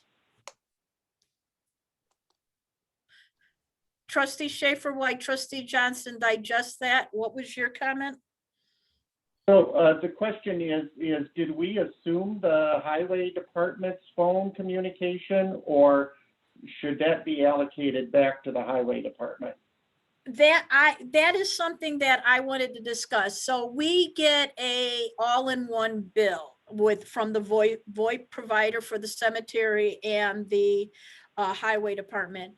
We haven't gotten February's bill. So I haven't had a chance to figure out if we can actually split them out. If we can split it out, I believe we should send the cost to the cemetery and the cost to Road and Bridge, even though it's one bill that we pay, but we expense it from them directly, is my suggestion on that. I would agree. I would agree as well. All right, I got everybody. Trustee Aherns, I didn't hear you. Do you agree on that too? Okay. So that will require just a little bit of my time, office time, that kind of thing, just to figure out how to do it.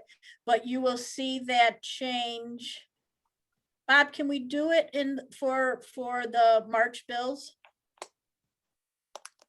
I'm sure we can. Okay, we'll figure it out for March. Aaron's here. Even with Comcast, can't they give you a yearly price contract to tell them that this is what it's going to be for the full year? Well, that's where we're at. That's what that 275 is about monthly.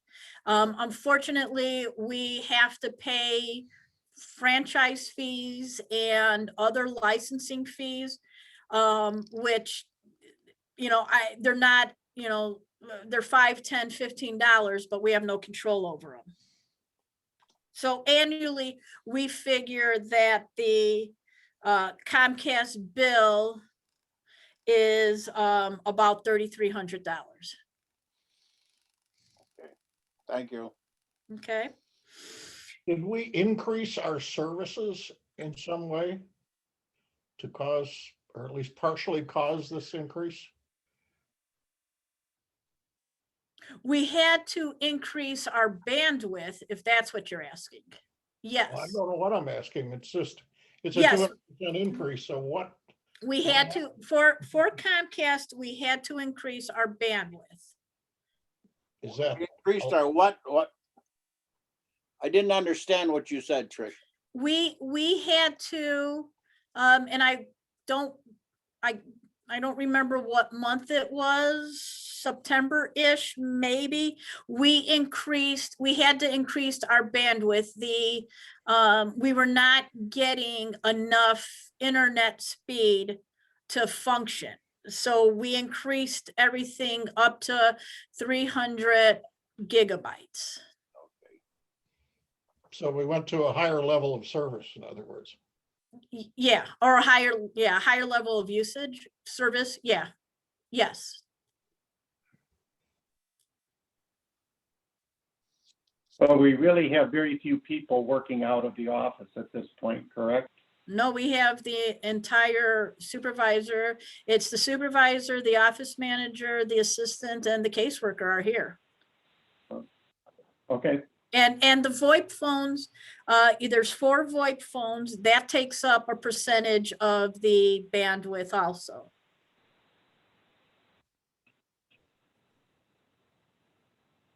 Okay. So there's an analogy with your personal cell phone here. If you increase your gigs of data and so forth, you pay more. Is that a fair analogy? Fair analogy, yeah.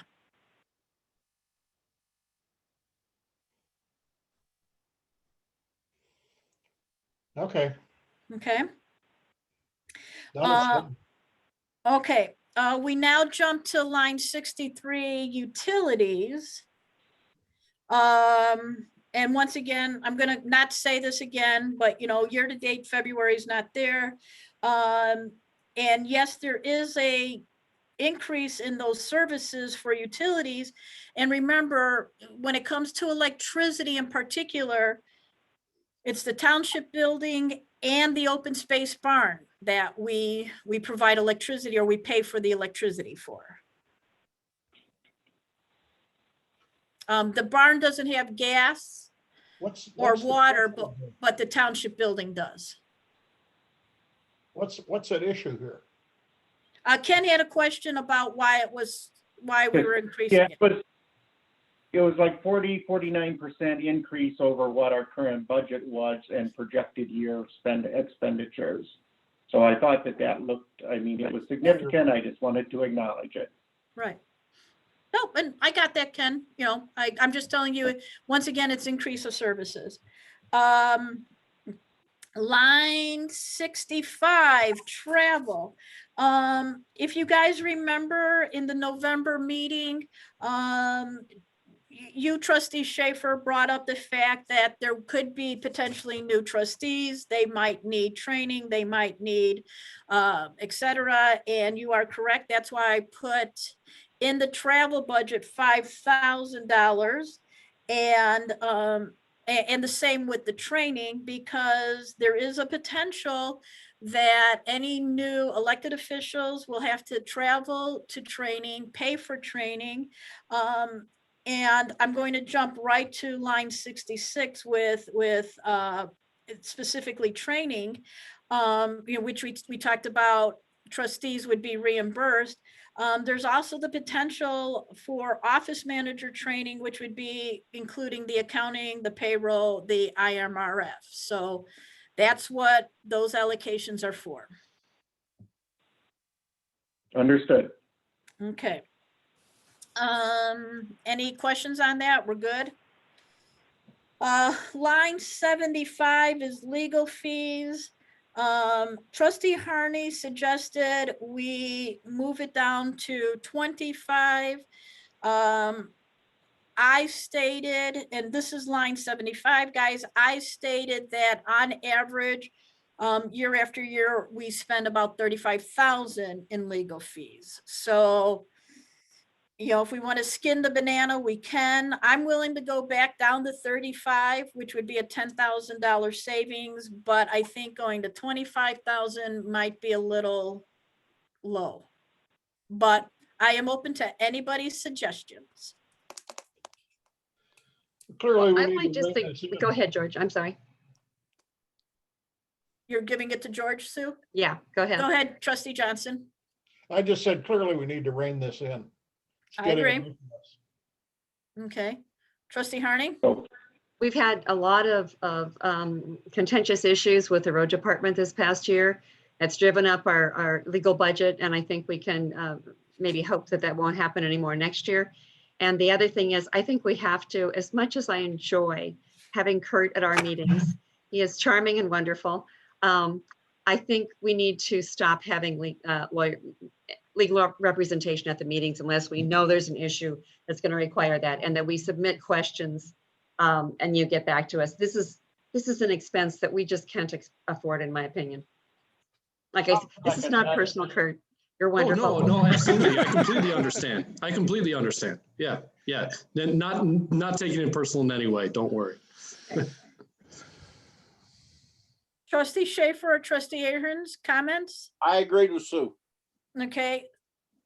I would I mean, I agree that we need to cut back. I'm not sure that we need legal representation at each meeting, although some people may be interested in it. When we do, but I Yeah. would agree that we're spending too much on legal fees throughout the township now. Okay, so Sue put 25,000 on the table. I put 35 on the table. What can you guys stomach? Can we split the difference and go 30? I would like to go down to 20. I mean, I think we're overutilizing our legal services, and I would like to see more involvement in the decisions going forward involving attorneys. Okay. Trustee Johnson? I think anywhere between 20 and 25 is good. I think we need to rein this in. It's getting away from us. Okay. It's getting to be, kind of an assumption that we'll always have this constant legal presence, and I think we need to be more disciplined. Okay. Trustee Aherns, 20, I agree with- 25? I agree with George, I need a number from you, sir. between 20 and 25. You gentlemen. So Trustee Harney? I'm sticking with the 25. I think that's a reasonable amount, so. but Can I I- will go lower if that's the consensus of the group. Let's Can pick a number and move on. This doesn't need to go on so long. I know, I've got 25 on the table. Anybody? Can I get a taker besides Harney? Put it in, don't spend it. Okay, Ken, 25,000, putting it in with the note, don't spend it. Copy that. Okay.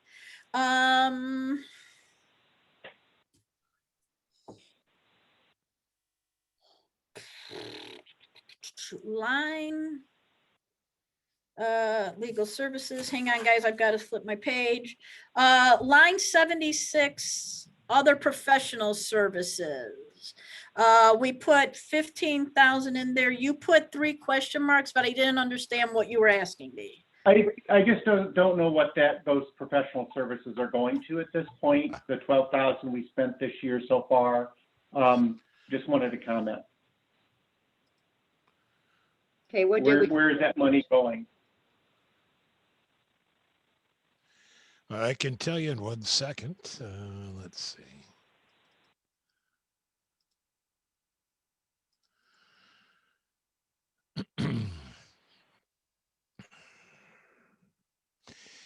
Basically, it goes to 3 sources. Number 1, because we didn't have another spot to put it, that is where the lease and the extra charges from the copier are located. Also, the payments there for the various software vendors, such as the group that supports the website, and also the payroll and accounting system service. And then finally, the TG consultants for the various licenses and so forth that they provide for us at a discount. Say we leave it at 15,000 because it looks like it's about right. Yeah, it would be hard to cut any of that. Yeah. Understood. Okay. The next one you had was 79 dues, Ken. Yeah, we pay dues and the cost of dues are going up on some of the organizations we belong to. Okay. And we spent 3229. I'm estimating 4,000, hopefully not going to use it all. Hopefully we're going to stay at the 3229. That's fine. Let's move on. Okay. Okay. Lines 112 and 113. Those are precautionary. Our heating, our HVAC systems are now under annual contracts. But Assessor Bielak can attest to some of his issues with the airflow. I'm afraid we are going to lose those units. So on the, so I budgeted 112 and 113. 112 would be improvements other than building, would have to be like any duct work, engineering, etc. And then 13 would be the actual equipment. And go ahead, Bob. Got it. I thought 13 was the server. Oh, thank you, Bob. And the server. Our server was purchased in 2013. And so we are hitting up against the end of life. And you know, I know Assessor Bielak just picked up a server. Mike, what did you pay? $6,000-7,000 for that?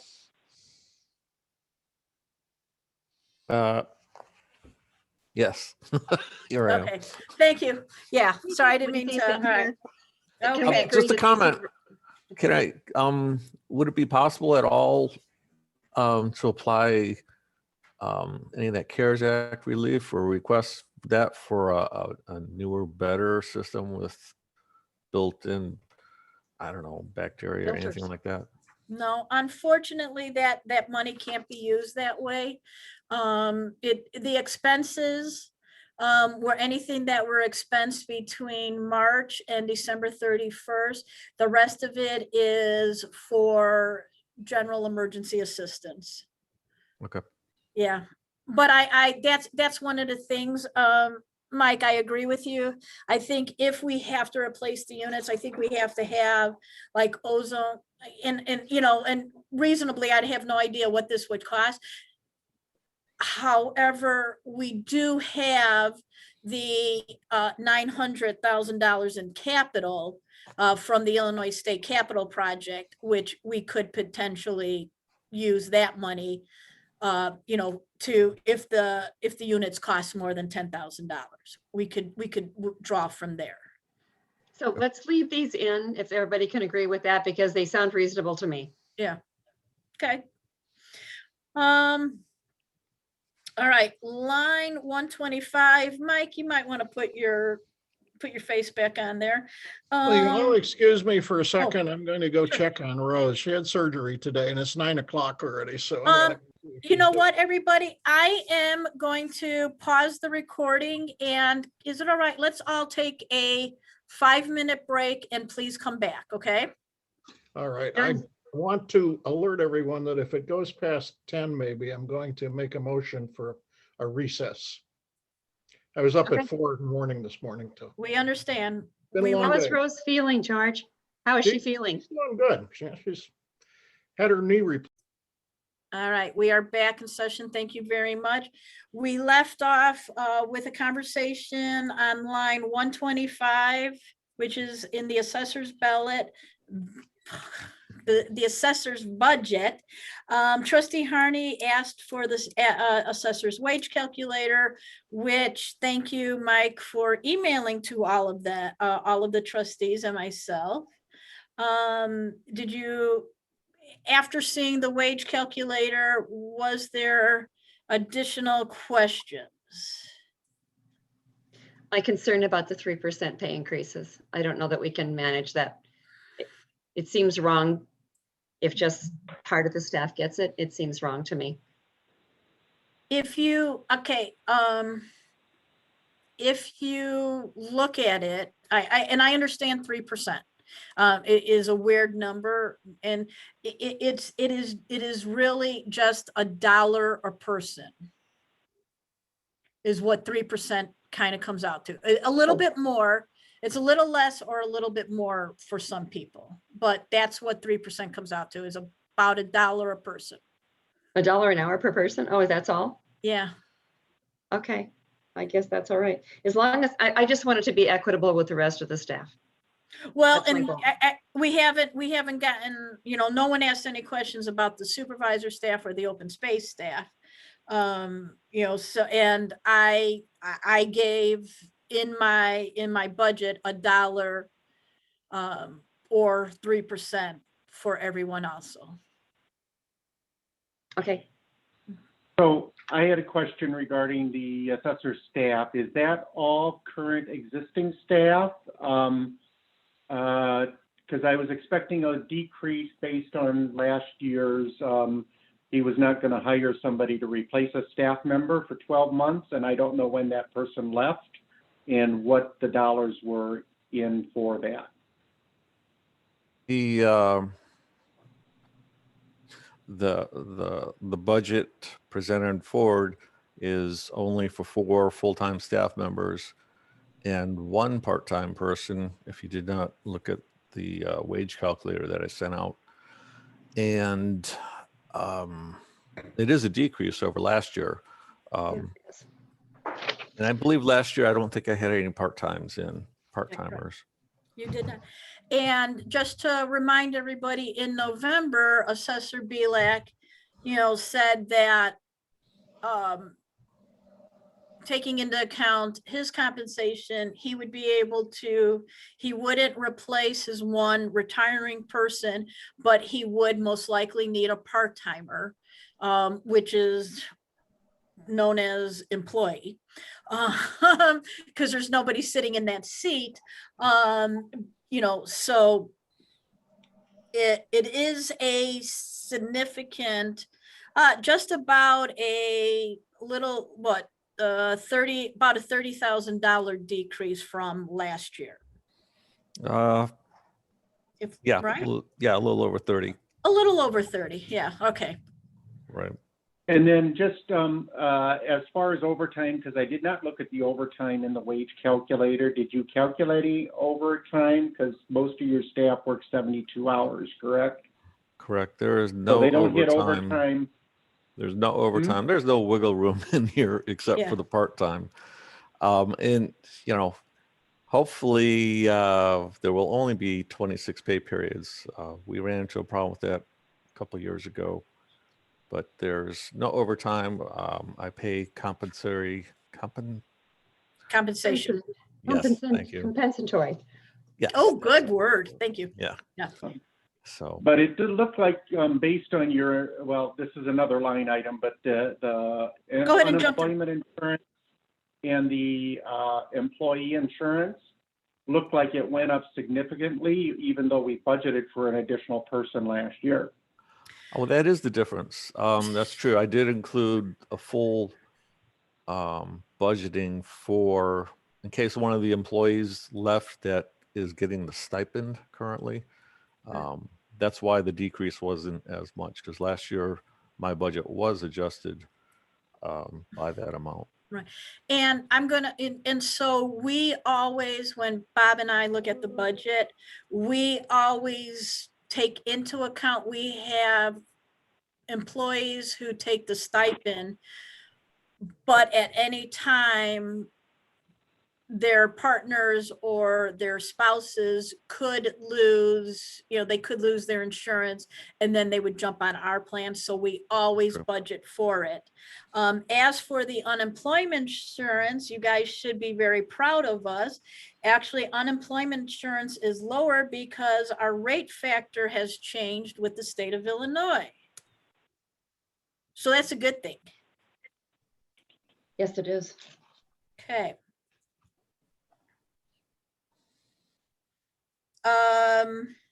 Yeah, this overall looks like a good budget. It's less than last year, so I don't want to put this through the rinse cycle too. All right. So if we'll share. I'm getting a mute. Not me. Not me. That's me. I'm sorry. Okay, that's all right. Didn't know you played. All right, so we didn't have any other comments on the assessor's budget. Let's go ahead and skip right to the clerk. We did not have any questions on the clerk. So I'm sorry? Skipped over 211, open space. I haven't gotten to 211 yet. We are now into open space. 211 is where we're at. And Trustee Schaffer had a question, and I think I've already answered it. I put $1 an hour increase for the open space employee that's in the open space fund. We have to support that. We have to give them, after freezing all their salaries last year, we can't do that. You know, we have to give them an increase. So it's just $1 an hour increase across the board. Okay. Then the next one goes to line 220, and that's the maintenance of buildings. And Trustee Schaffer put a question there. Trustee Harney said reduce it by 5,000, and I'm okay with that, but I just want everybody to know that anything in the 0153 account does not affect the town budget per se, since we transfer that money out. I'm okay with dropping it to 50, dropping it down to 14. I don't know what we would need in the way of the barn. I mean, I don't think we have any more, other than probably doing more insulation, Bob, over the office is probably the last thing, we would probably have to do. So I'm okay with dropping it. We could drop it to 10 if you all like.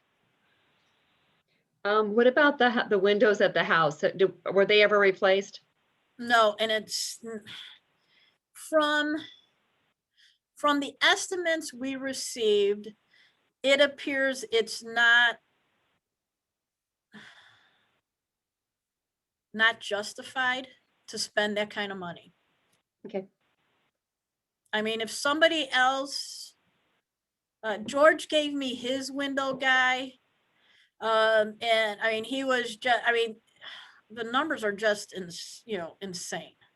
I don't know if, do we want to keep pursuing it, keep looking for people? I thought last year I saw a commercial for Gilkey, and it was like buy one window, get one window free. Yeah, no, wasn't really that way. So, I don't know. Let's just leave it alone then. I know the cost of building supplies has literally gone through the roof. So maybe we should, just not do this until they come down again. If they do, we hope.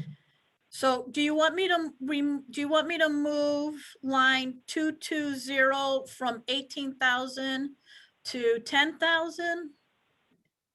That's fine with me if it's okay with everybody else. Trustee Johnson?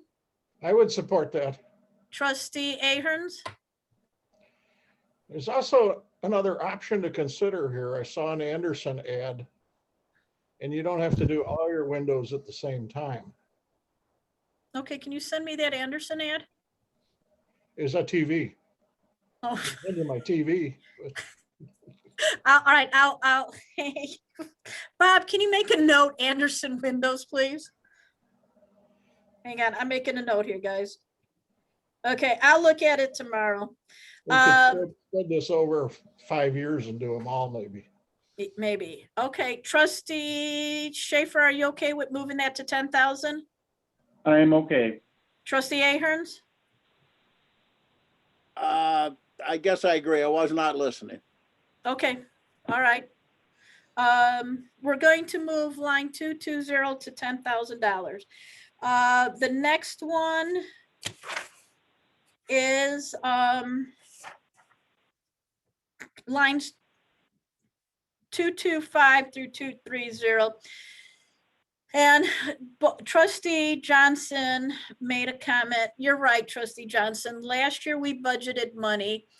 Unfortunately, with COVID, with the lockdown, we did not get as many projects done as we would have liked to.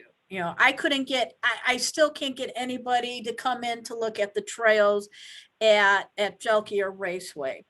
I am suggesting, because we have the money, and because we're going to, we are planning on projects for this year, such as the bridge. I think we should leave the money allocated. Now, with that, Trustee Harney would like to change 223. She'd like to reduce 223, which is at 10,000. That's the maintenance of OS land. She'd like to move that to 5,000, which I'm okay with. I think it makes it easier. We don't have a lot of expenses that go over all the open space lands. And if we allocate them per site, I think we have a better understanding of where the money's going. I But agree with you. I don't want to spend any time on this. If there's any objection, I don't care either way. I don't feel strongly about this. I have a I'd like to radical move on as proposal. soon as we can. Did, Goes up there. I can't tell if anybody is saying anything. okay, I'm sorry, Trustee Johnson, are you having problems? Oh, periodically my screen freezes up and I don't get audio either. I don't know why. I'm sorry. So we're looking, and Sue doesn't care one way or the other, but she is suggesting we change line 223 to 5,000. I have a radical proposal on this. I think we're kidding ourselves. We didn't get this done this year. We're not going to get it done next year. Well, Let's take care of the, we're going to have to do some budget cutting. 100,000 in my mind is. But open space, George, open space does not affect the general fund at all. Before you interrupt, please, okay? I'm sorry. Wait till I finish before. Okay. Let's take a salary or part of a salary and put it in here instead. The only salary that's left in the general fund is one for open space. You We're have picking two. up the other salaries. My understanding. No, we already have one salary in open space, and we have one salary left in general fund. And Trustee Johnson, I would support you moving that salary out of the general fund into open space. I don't think there's enough here, but part of it anyway. No, I vehemently object to that, because this will be gone in a few years, and then we will have no money in our general fund for open space employees. We're kidding ourselves to put it in her budget and not use it. I think it's That's a different issue. Done this year. A lot of this stuff could be contracted out. There's no reason it couldn't have been done. That's a separate issue from the salaries. I think I'm saying, let's put the money to a more effective use. if we do that, George, in a couple of years, when the open space reserves are gone, there will be no money in the general fund for any salaries for open space. So we're opening that up. Same point in the budget next year, and we've got $62,000 unspent. Just because it's in the budget doesn't mean we need to spend it. So I would agree with Trustee Harney on this. I think let's give this another shot and try to get some of these projects done this year. Get in the saddle and ride some of these programs and get some contractors to do whatever projects we have on the boards, or we're kidding ourselves. This is a process of self-delusion here. I would agree with that. Trustee Johnson, I agree. However, due to COVID, due to the amount that we were locked down, we did not have, I couldn't get contractors. I couldn't get somebody to look at trail maintenance at Jelke by the Horseman's Farm. Nobody was, services weren't being offered. One would hope that as the vaccine and as everything's opening up, we would get those projects done. Well, hope is not a strategy. I understand that, but if I can't get the people to do it, how do I get the work done? Aherns here. What kind of people are you looking to do this work? Part of it would be some major herbiciders. If it was big work, it could be, a trail architect, trail repair. Trail repair and stuff like that. Why couldn't you get landscapers? God, them guys are always looking for work. Because that requires, particularly where Horseman is, that requires big equipment. And it's not just, it's putting down stone. It's putting down stone. We need bid specs, and we need an engineer, Yeah. and we need a landscape architect. Those are the, and we don't have a plan. And so it starts with getting a landscape architect out there and putting together bid specifications, and then putting it out to bid. And it is we estimated it would cost about $10,000 to refurbish the trails at Jelke. And that's what I'm talking about here, which would not need to go out to bid, but we would want to get prices for it. But we do need bid specs, and that's a landscape architect. And that's the first person that we need is that. And I don't know if an engineer would do this job. I think not, because the trail needs some improvements and some drainage adjustments and everything. And then we need plans for trails at every single site to either improve them or to make them, the first time around. I mean, there's a bunch of places at Dixie that could really, really use some trail construction, that kind of thing. There again, that you're talking heavy equipment, you're talking, but it's like a construction company, because that's what's needed. But it starts with a landscape architect or a trail architect from a company, and I'm baffled as to why we can't get that. Do we even have defined projects for these sites? Well, yeah, we have at Jelke, we have the 2 trail maintenance repairs, one by the neighbor who's got the golf course in his backyard, which would be the east side of Jelke. And then we have on the west side of Jelke off Sleepy Hollow Road is the Headless Horseman. That one needs to be repaired. But Trustee Harney is correct. At Jelke, a good 80% of the trail needs to be laid, whatever. Yeah. Thank you, re-graveled. Then if we take Raceway, we take Dixie, Helm doesn't have any trails, we just work there. I mean, so there could be some improvements at Salamander, but our steward at Salamander takes a great care. The same with our stewards who handle snuffies and stuff. So there's 3 places where trails need to be reconstructed or constructed. It's not. I would say at Jelke, it's more refurbished. They're over 10 years old, and they just, there's some relatively small drainage things that need to be taken care of. But again, that's a landscape architect going in with a specialty in trails, right? And going in, and that was my hope last year by putting that money in professional services for open space, is that we would get someone like that who would do all of the sites. Right. And as I said, with COVID, unfortunately, there was nobody willing to do it. So we will start, the bid process all over again. Think about possibility of delegating this to a subcommittee of people who are in a position to push this along and stay on top of it. Well, the staff and I stay on top of it.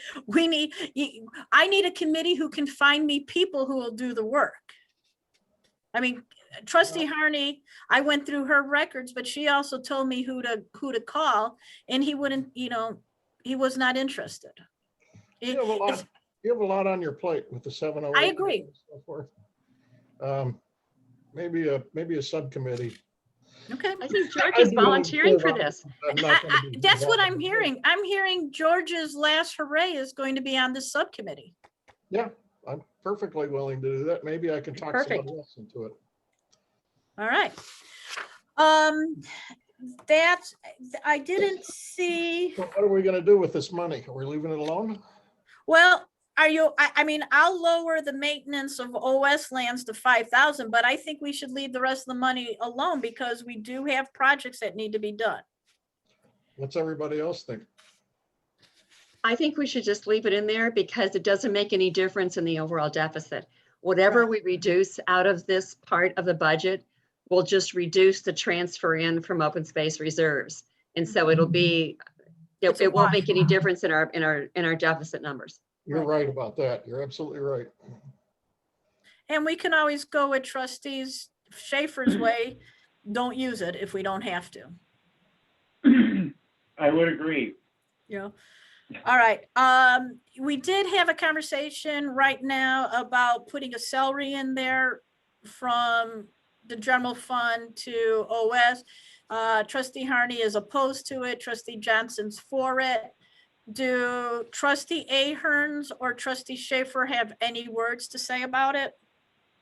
I would disagree with that. Wait, which one, who are you disagreeing with? I Trustee would- Harney or Trustee Johnson? I would leave the salary in the salary lines for the general fund.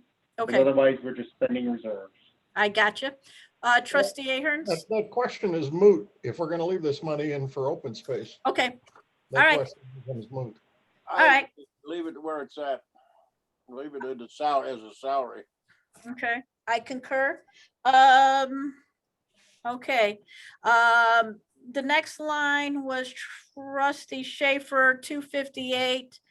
I budgeted 25,000, granted, up until February 1, we only used 8,000. You know, however, with the COVID pandemic, we did not get as many projects undertaken, so I would like to keep that 25 in there. We have a new steward at Dixie, co-steward at Dixie Briggs. So I can see us, you know, utilizing that money for open space, maintenance and supplies. Oh, I think that's definitely the case where, well, you know, with the vaccines coming, we'll be able to have volunteers back out and they're just chomping at the bit, most of them. They are, they're just bouncing. Okay, the next one was line 264, contingencies, $5,000. Yep, Ken, I'm putting 5,000 in there just because with case we have, and we just moved 5,000 from open space land, so that's really there as a buffer just in case something goes majorly bump in the night. Okay. Okay, Line 72, or I'm sorry, line 272, which is capital outlay of equipment. I have it at 0. Sue, you want it at, or Trustee Harney, you want it at 8,000. Why? I completely forgot. I'm sorry. I should have made a note to myself, but I don't know why I want that. It was a good reason, but I can't think of it. So that's not going to be persuasive. So let's drop it. Okay, we're moving on. Which now moves us to line 287. Trustee. Oh, wait, we should put like $1 in those columns. Yeah, shouldn't we are. Anything Okay. that's a 0 is going to be $1. Okay, perfect. Thank you. Okay.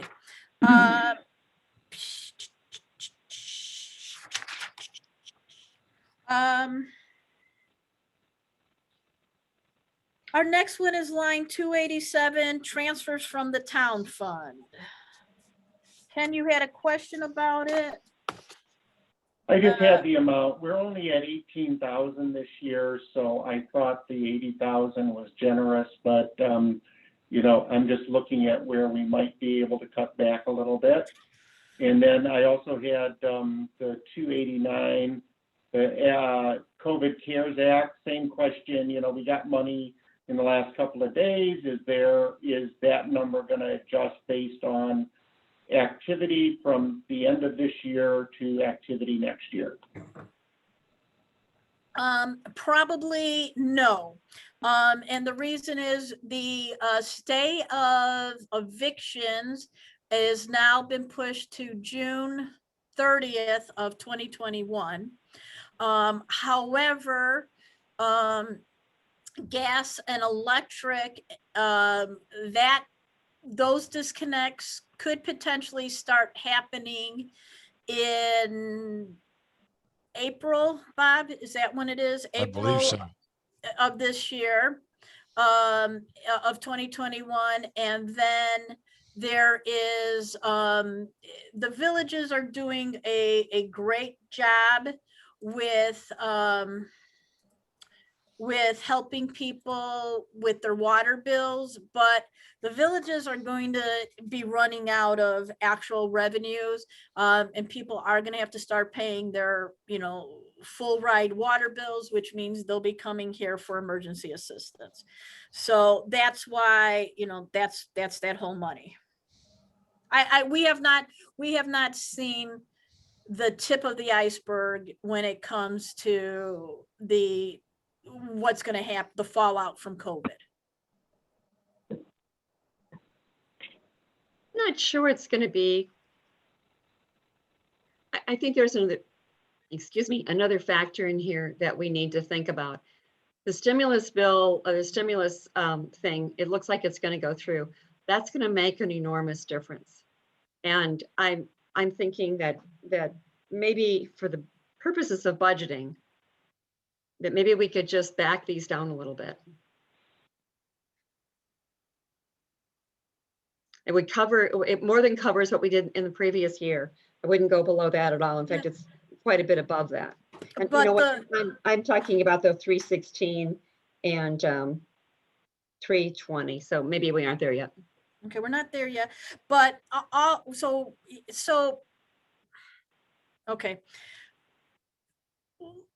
All of the better part of 2020, the better part of 2020, we did not have many emergency assistance because nobody could get disconnected, nobody could be evicted. Now, granted, a lot of them haven't paid their bills since then, and the township is in no position whatsoever to pay a year's worth of bills. We are seeing, unfortunately, an uptick in general assistance request cases. So those are people who are indigent or have unfortunately been affected by COVID, and they're not allowed to, they will never work again. So they are going on Social Security disability. And I do not think we want to cut ourselves short or our residents short when it comes to providing them services. That is just my opinion.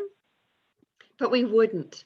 I mean, the general assistance thing is a state requirement. Right. So if we went over budget, we would have to go into reserves, and we do that. Right. And so I think for the purposes of trying to have our budget look a little better and maybe more in line with expenditures that we've had in the past, maybe we could lower. I'm sorry, are we still at 287 transferring the reserves? Is that what we're talking about? Yes, that's what we're talking about. I'm willing to leave that there if it's okay with everybody else. I don't care that much about that one. Okay. Obviously, we won't transfer it in if we don't use it. So it's a. Right. It's just a placeholder. Yeah. Trustee Schaffer, you kind of had a question about that. Are you okay with that, leaving it there? Yeah, and not I was using just, it? it's like 74% over what our current usage is. So, I mean, that could be reduced easily down some, and we can always spend more. But it looks like there's a real generous amount in there for at least one account. So we spent 112,000 this year, and we're at projected 257 for this next year for the general assistance fund. Right.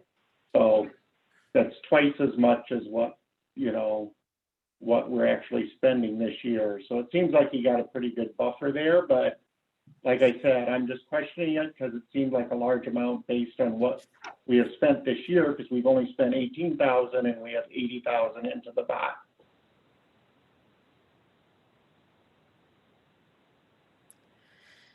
Yeah. I still think we're about, we're going to get hit. I know it looks like it's a lot of money, but I think we're going to get hit. I really do. I hope to a higher power that the stimulus does help people, but the stimulus is not going to be a monthly check. It's going to be a one and done again.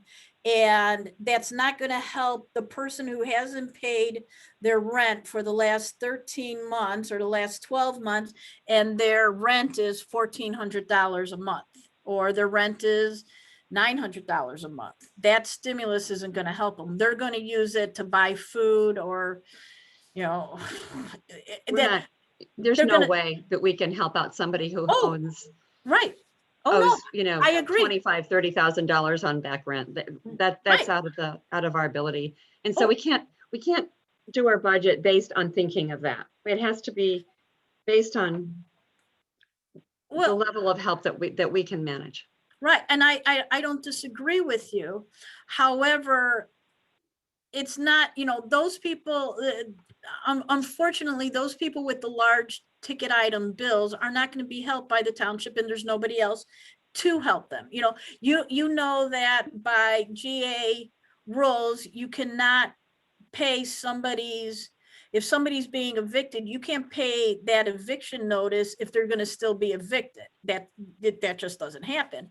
So there's going to be a lot of people, but there's going to be some people that fall into that bucket, but I think there's going to be a lot of people calling, asking for help where they can't pay that $300 light bill or that, Well, and that's what we're prepared. And I would say again, we're stuck on this one light item.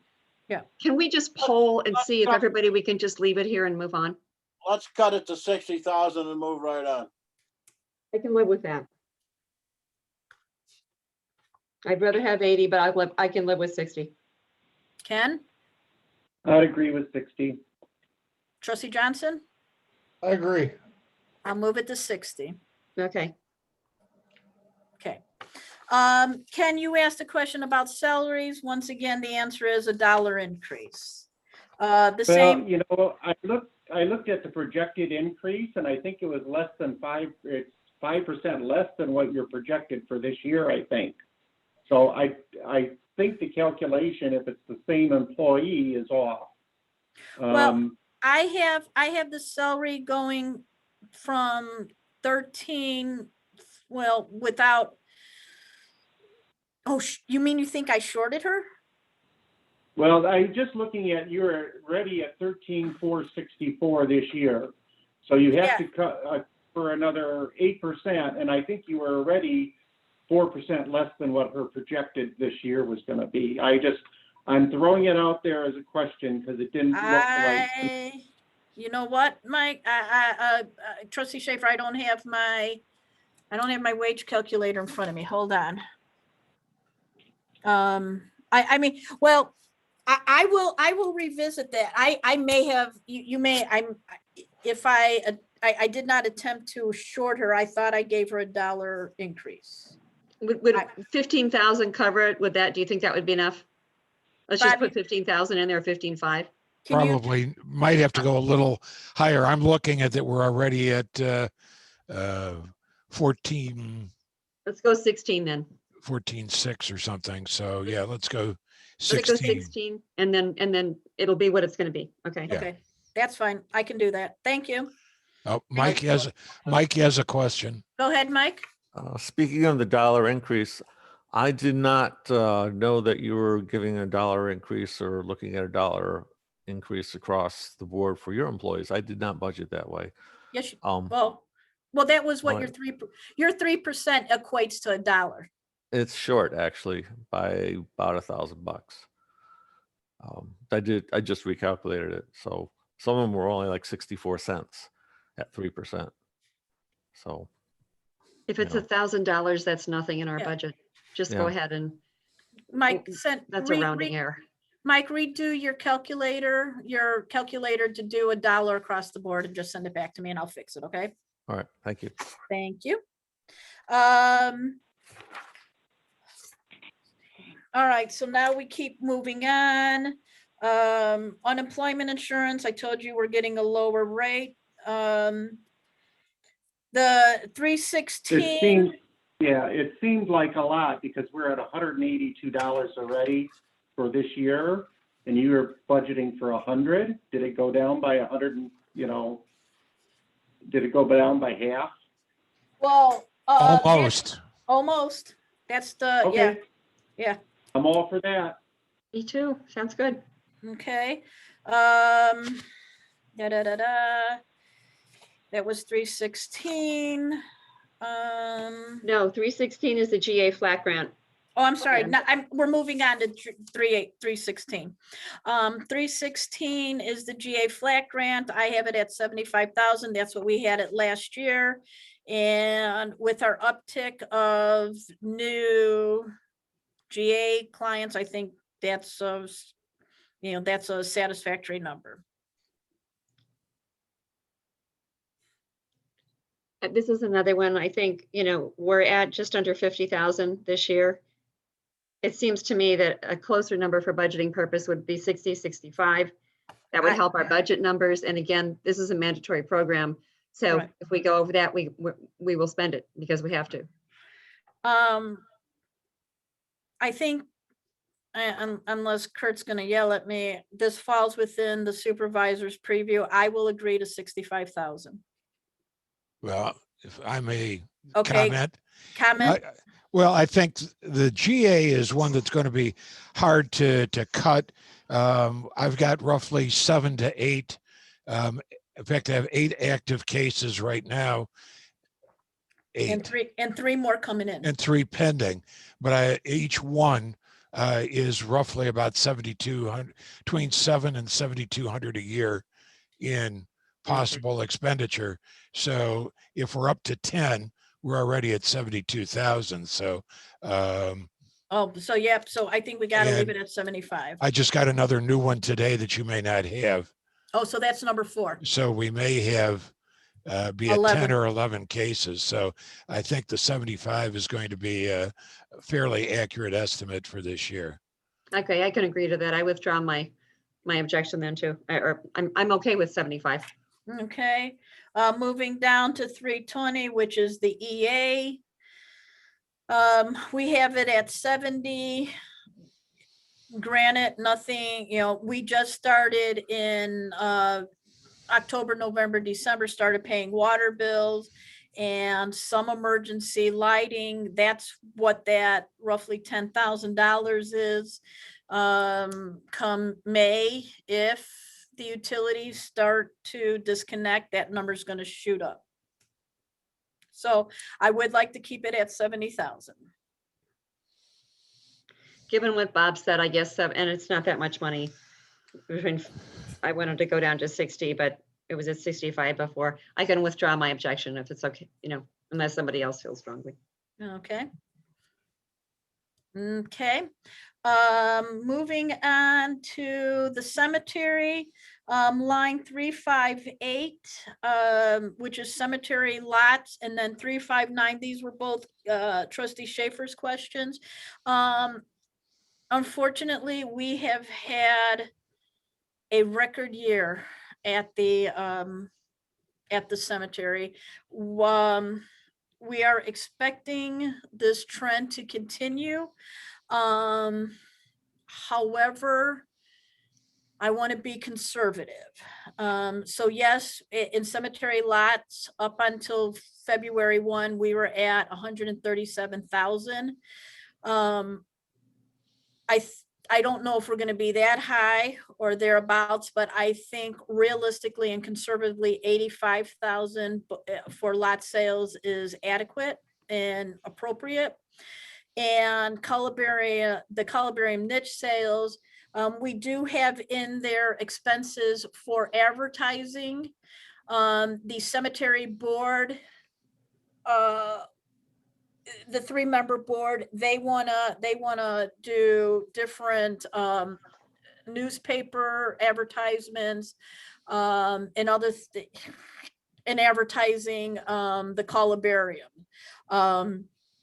And so I think if advertised properly, we could get that, that 20,000 in revenue.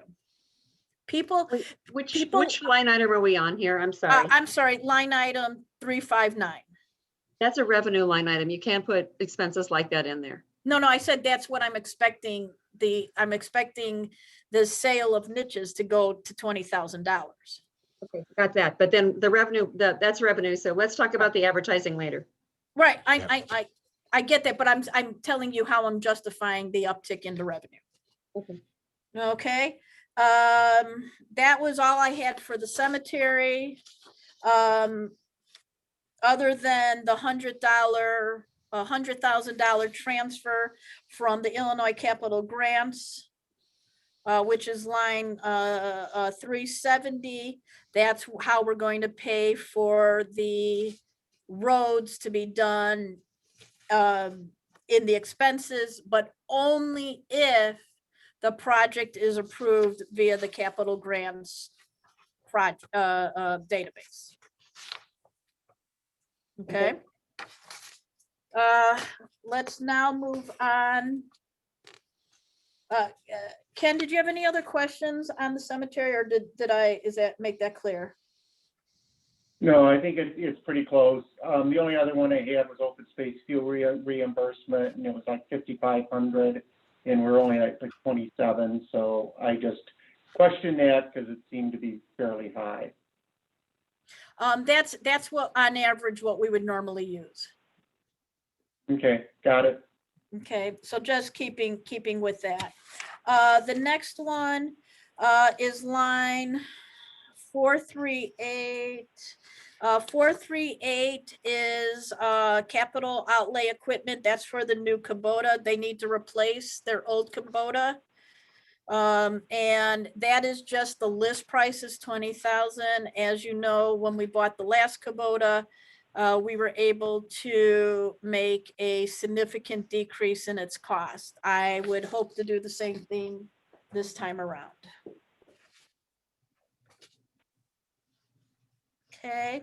All right. So moving on, Highway Commissioner Sinnett, we're moving into Road and Bridge. If you want to unmute yourself in case there's any specific questions. I'm here. Thank you, sir. The first one is Trustee Schaffer. You made a comment about the line 449, which is the property tax.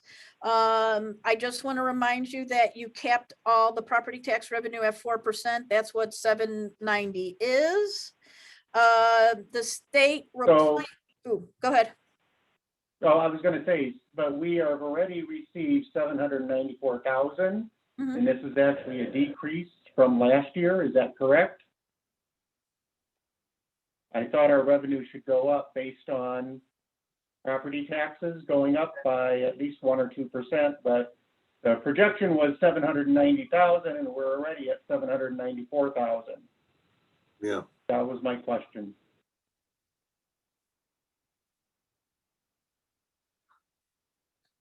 I'm going to bounce this to Bob because I did not do the revenue for the Road and Bridge.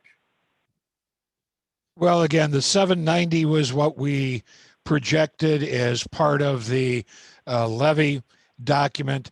And to be honest, the year-to-date activity surprised me. We previously had never gotten money coming in November and December, and this year we did. So I don't know if that's something, a trend that's going to, increase. There were some accounts that paid up from past years and so forth that led to that increased revenue. So so we don't know if it's sustainable. Is that correct? I don't know if that 4,000 is sustainable or if it was from another source. Okay. Makes sense, and the state replacement tax makes sense now based on previous conversation. Okay, perfect. Highway Commissioner Sinnett, when you talk about salaries, you went across the board. What? I'm sorry. Line are you on, salaries? Oh, I'm sorry. Yeah, 465. You did a dollar increase. Is that correct? Yes, yes. Okay. Which is what everybody else has done across the board. Then the next one is going to be 478. Highway Commissioner Sinnett and I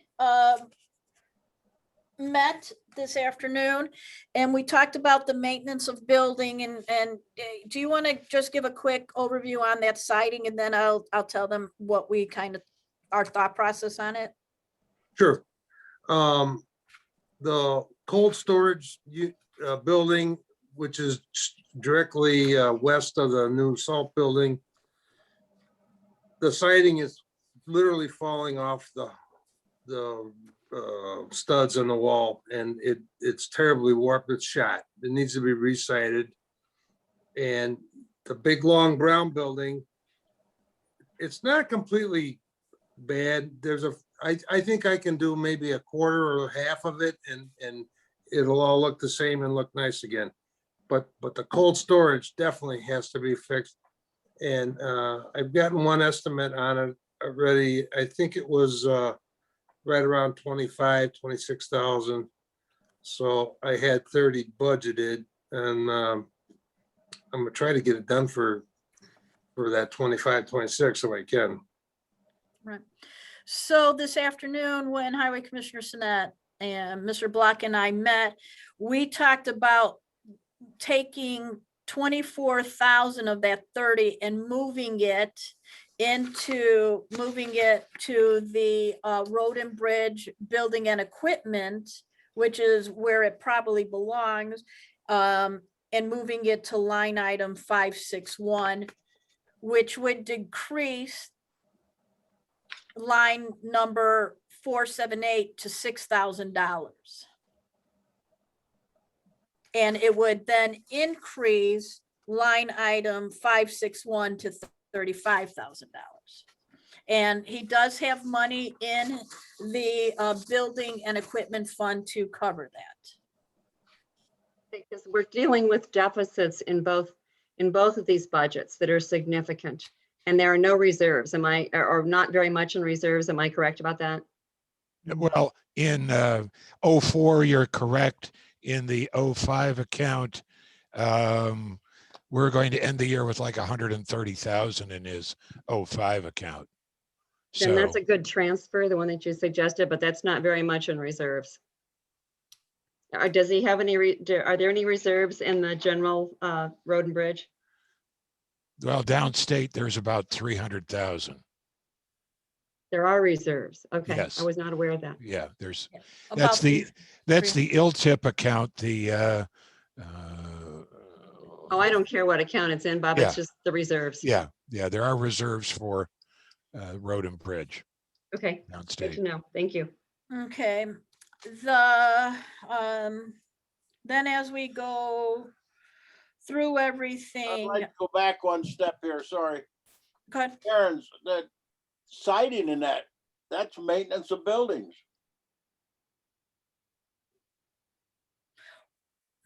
But it should go in the building and equipment fund. Yeah, Why Because should it be, building and equipment should be more of a new stuff?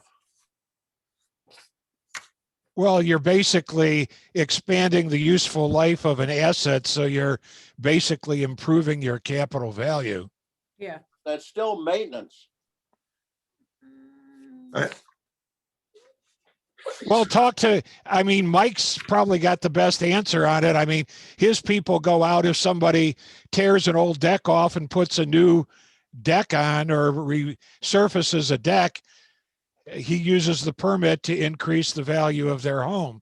So this is the same thing. You're taking off old siding and re-siding.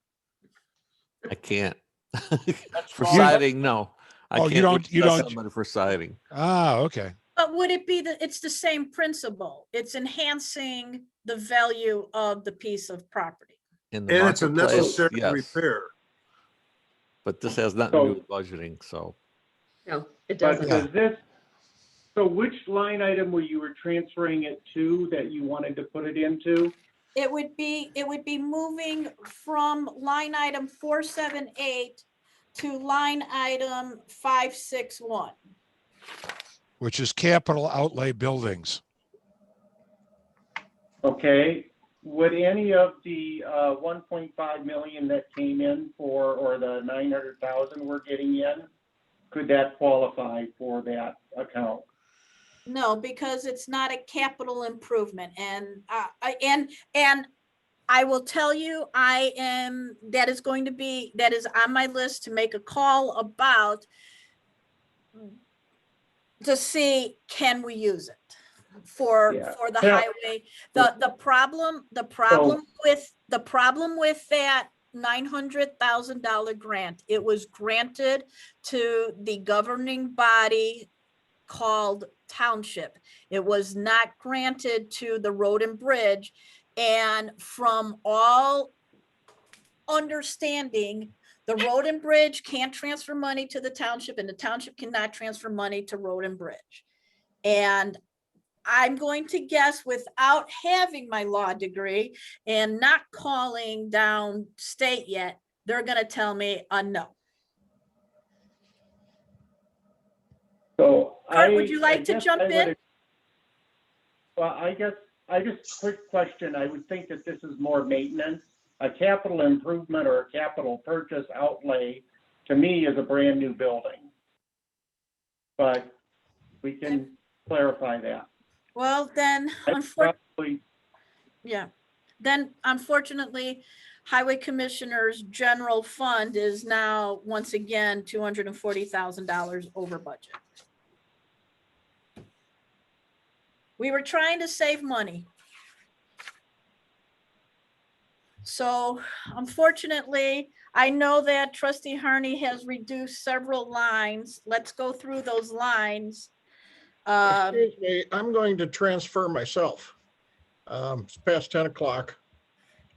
Couple options, we can recess, or you already have enough votes for a quorum without me. And you have my vote on the paid bills. I went through those and didn't have any objections. So Okay. I'm going to say good night. Okay. I do want to ask, okay, before you leave, George, I would like to set, and I think I can do this. I would like to set the 30-day public hearing for the April meeting of to make the budget final, to do the public hearing in April. Do you have a problem? We have the March meeting to. Then that's going to push us into May, because it's 30 days. The meetings don't coincide. Oh, I see what you're saying. Okay. So I would like to set that public hearing for the April 21st meeting. Well, I will no longer be on the board at that point. In April, yes, you will. You Yes, you don't will. leave the board till May. Yeah. What day in May do you get sworn in? 17th, Yeah. And Right. what day is the meeting? the 19th. So George won't be on the board anymore if he's, If we Right, but we're hold talking it- about the hearing in April. Yeah, we Yeah, we're want to talking do about the April. hearing in April. I want to get that on the books. Could we recess the meeting tonight and meet in a couple of days? I We can't have meet to- tomorrow night, but We, I'd like to talk about maybe paying the bills and recessing the meeting until early next week, if possible. Even Can we- Saturday morning, if everybody's okay with that. I'm okay Yeah. with that. can we recess for a couple days?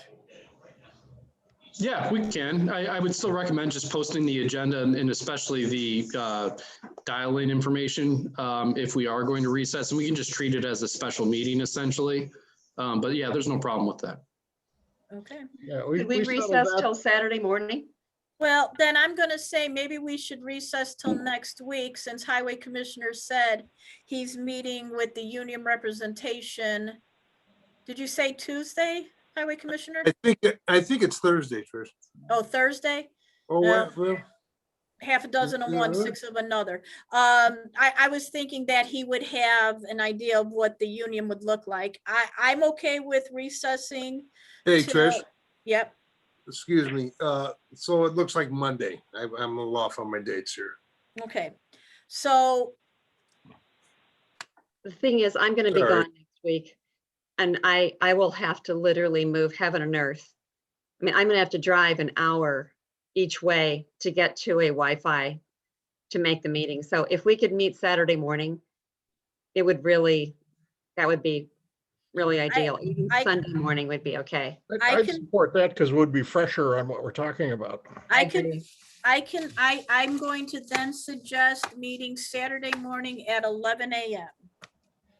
Do I That's fine have, with me. do I We have have a to take, second? we have to take a vote and a motion on this to do it, though, I think. Well, to recess, we just have to, well, yes, I need a motion. There'd be, yeah, we need a vote to adjourn or to adjourn to a date certain, but to essentially establish a special meeting on Saturday, we wouldn't need a formal vote. Right. Okay. So a special meeting on Saturday. Ken, can you do 11 a.m.?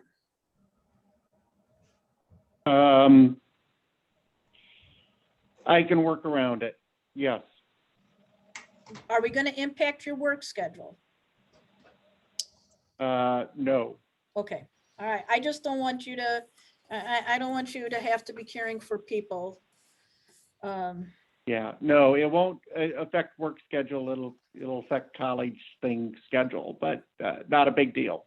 Okay, so I will reschedule the Zoom for 2/20 at 11 a.m. We will publicize it and, let everybody who goes to the website will see that.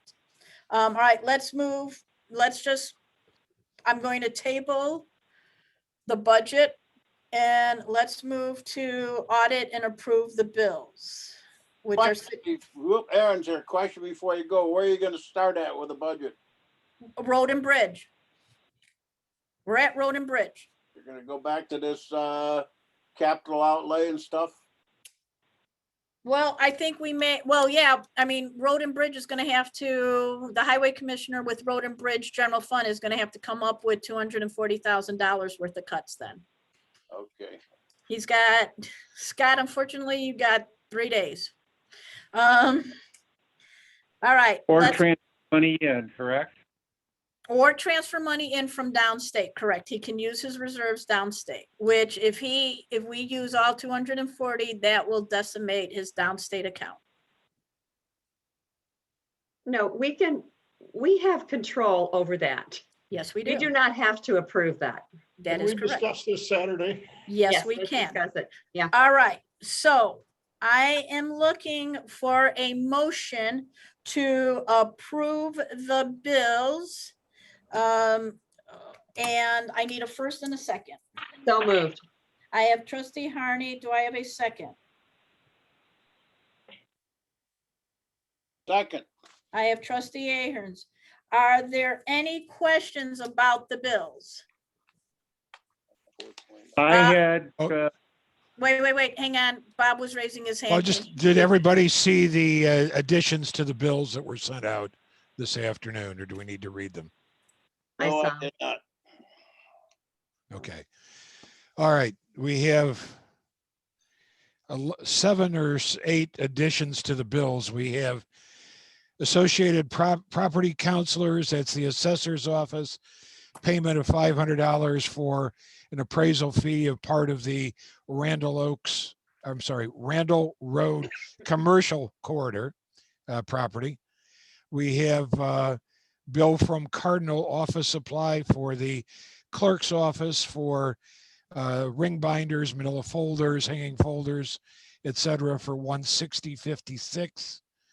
The cemetery purchased 275 gallons of unleaded fuel, $657.07. In addition to the cemetery's credit card bill for 3 packs of angled stakes that are used to mark the new graves. Those are $458.43. We have a bill for milk for the weekly food pantry for the seniors, $58.79. We have 2 ComEd bills for the cemetery.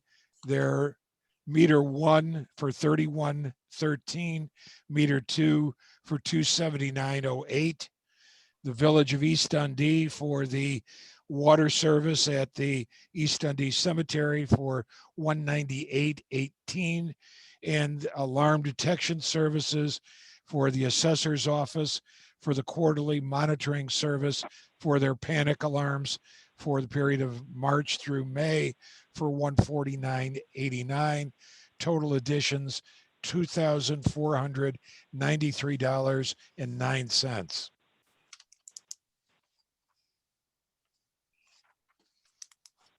Okay.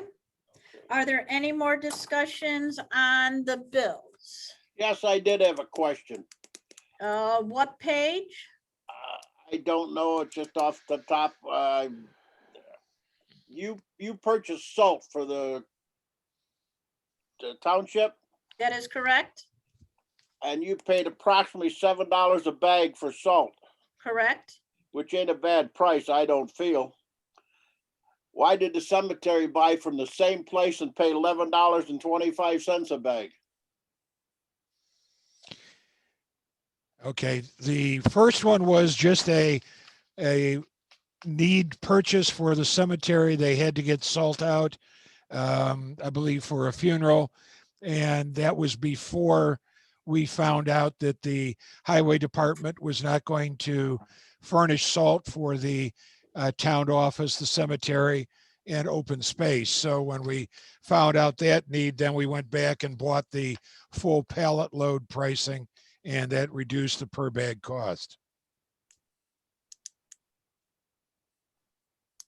Has anybody thought of looking at a price like it at Menards or something for the same thing? Or $7 ain't a bad price. I'm not knocking that. Right. Well, this is from a vendor that does bulk, pallet loads, and this is commercial grade de-icer that goes down to 15 below. So it's a better product than we can get at Menards. Okay, thank you. Okay. Any other questions? And then Trustee Schaffer, I just had a question. The domain name registration looks like it's going through TGA Consultants. Is that just a strict pass-through, or is that the cost? Because most of the domain name stuff is like $20.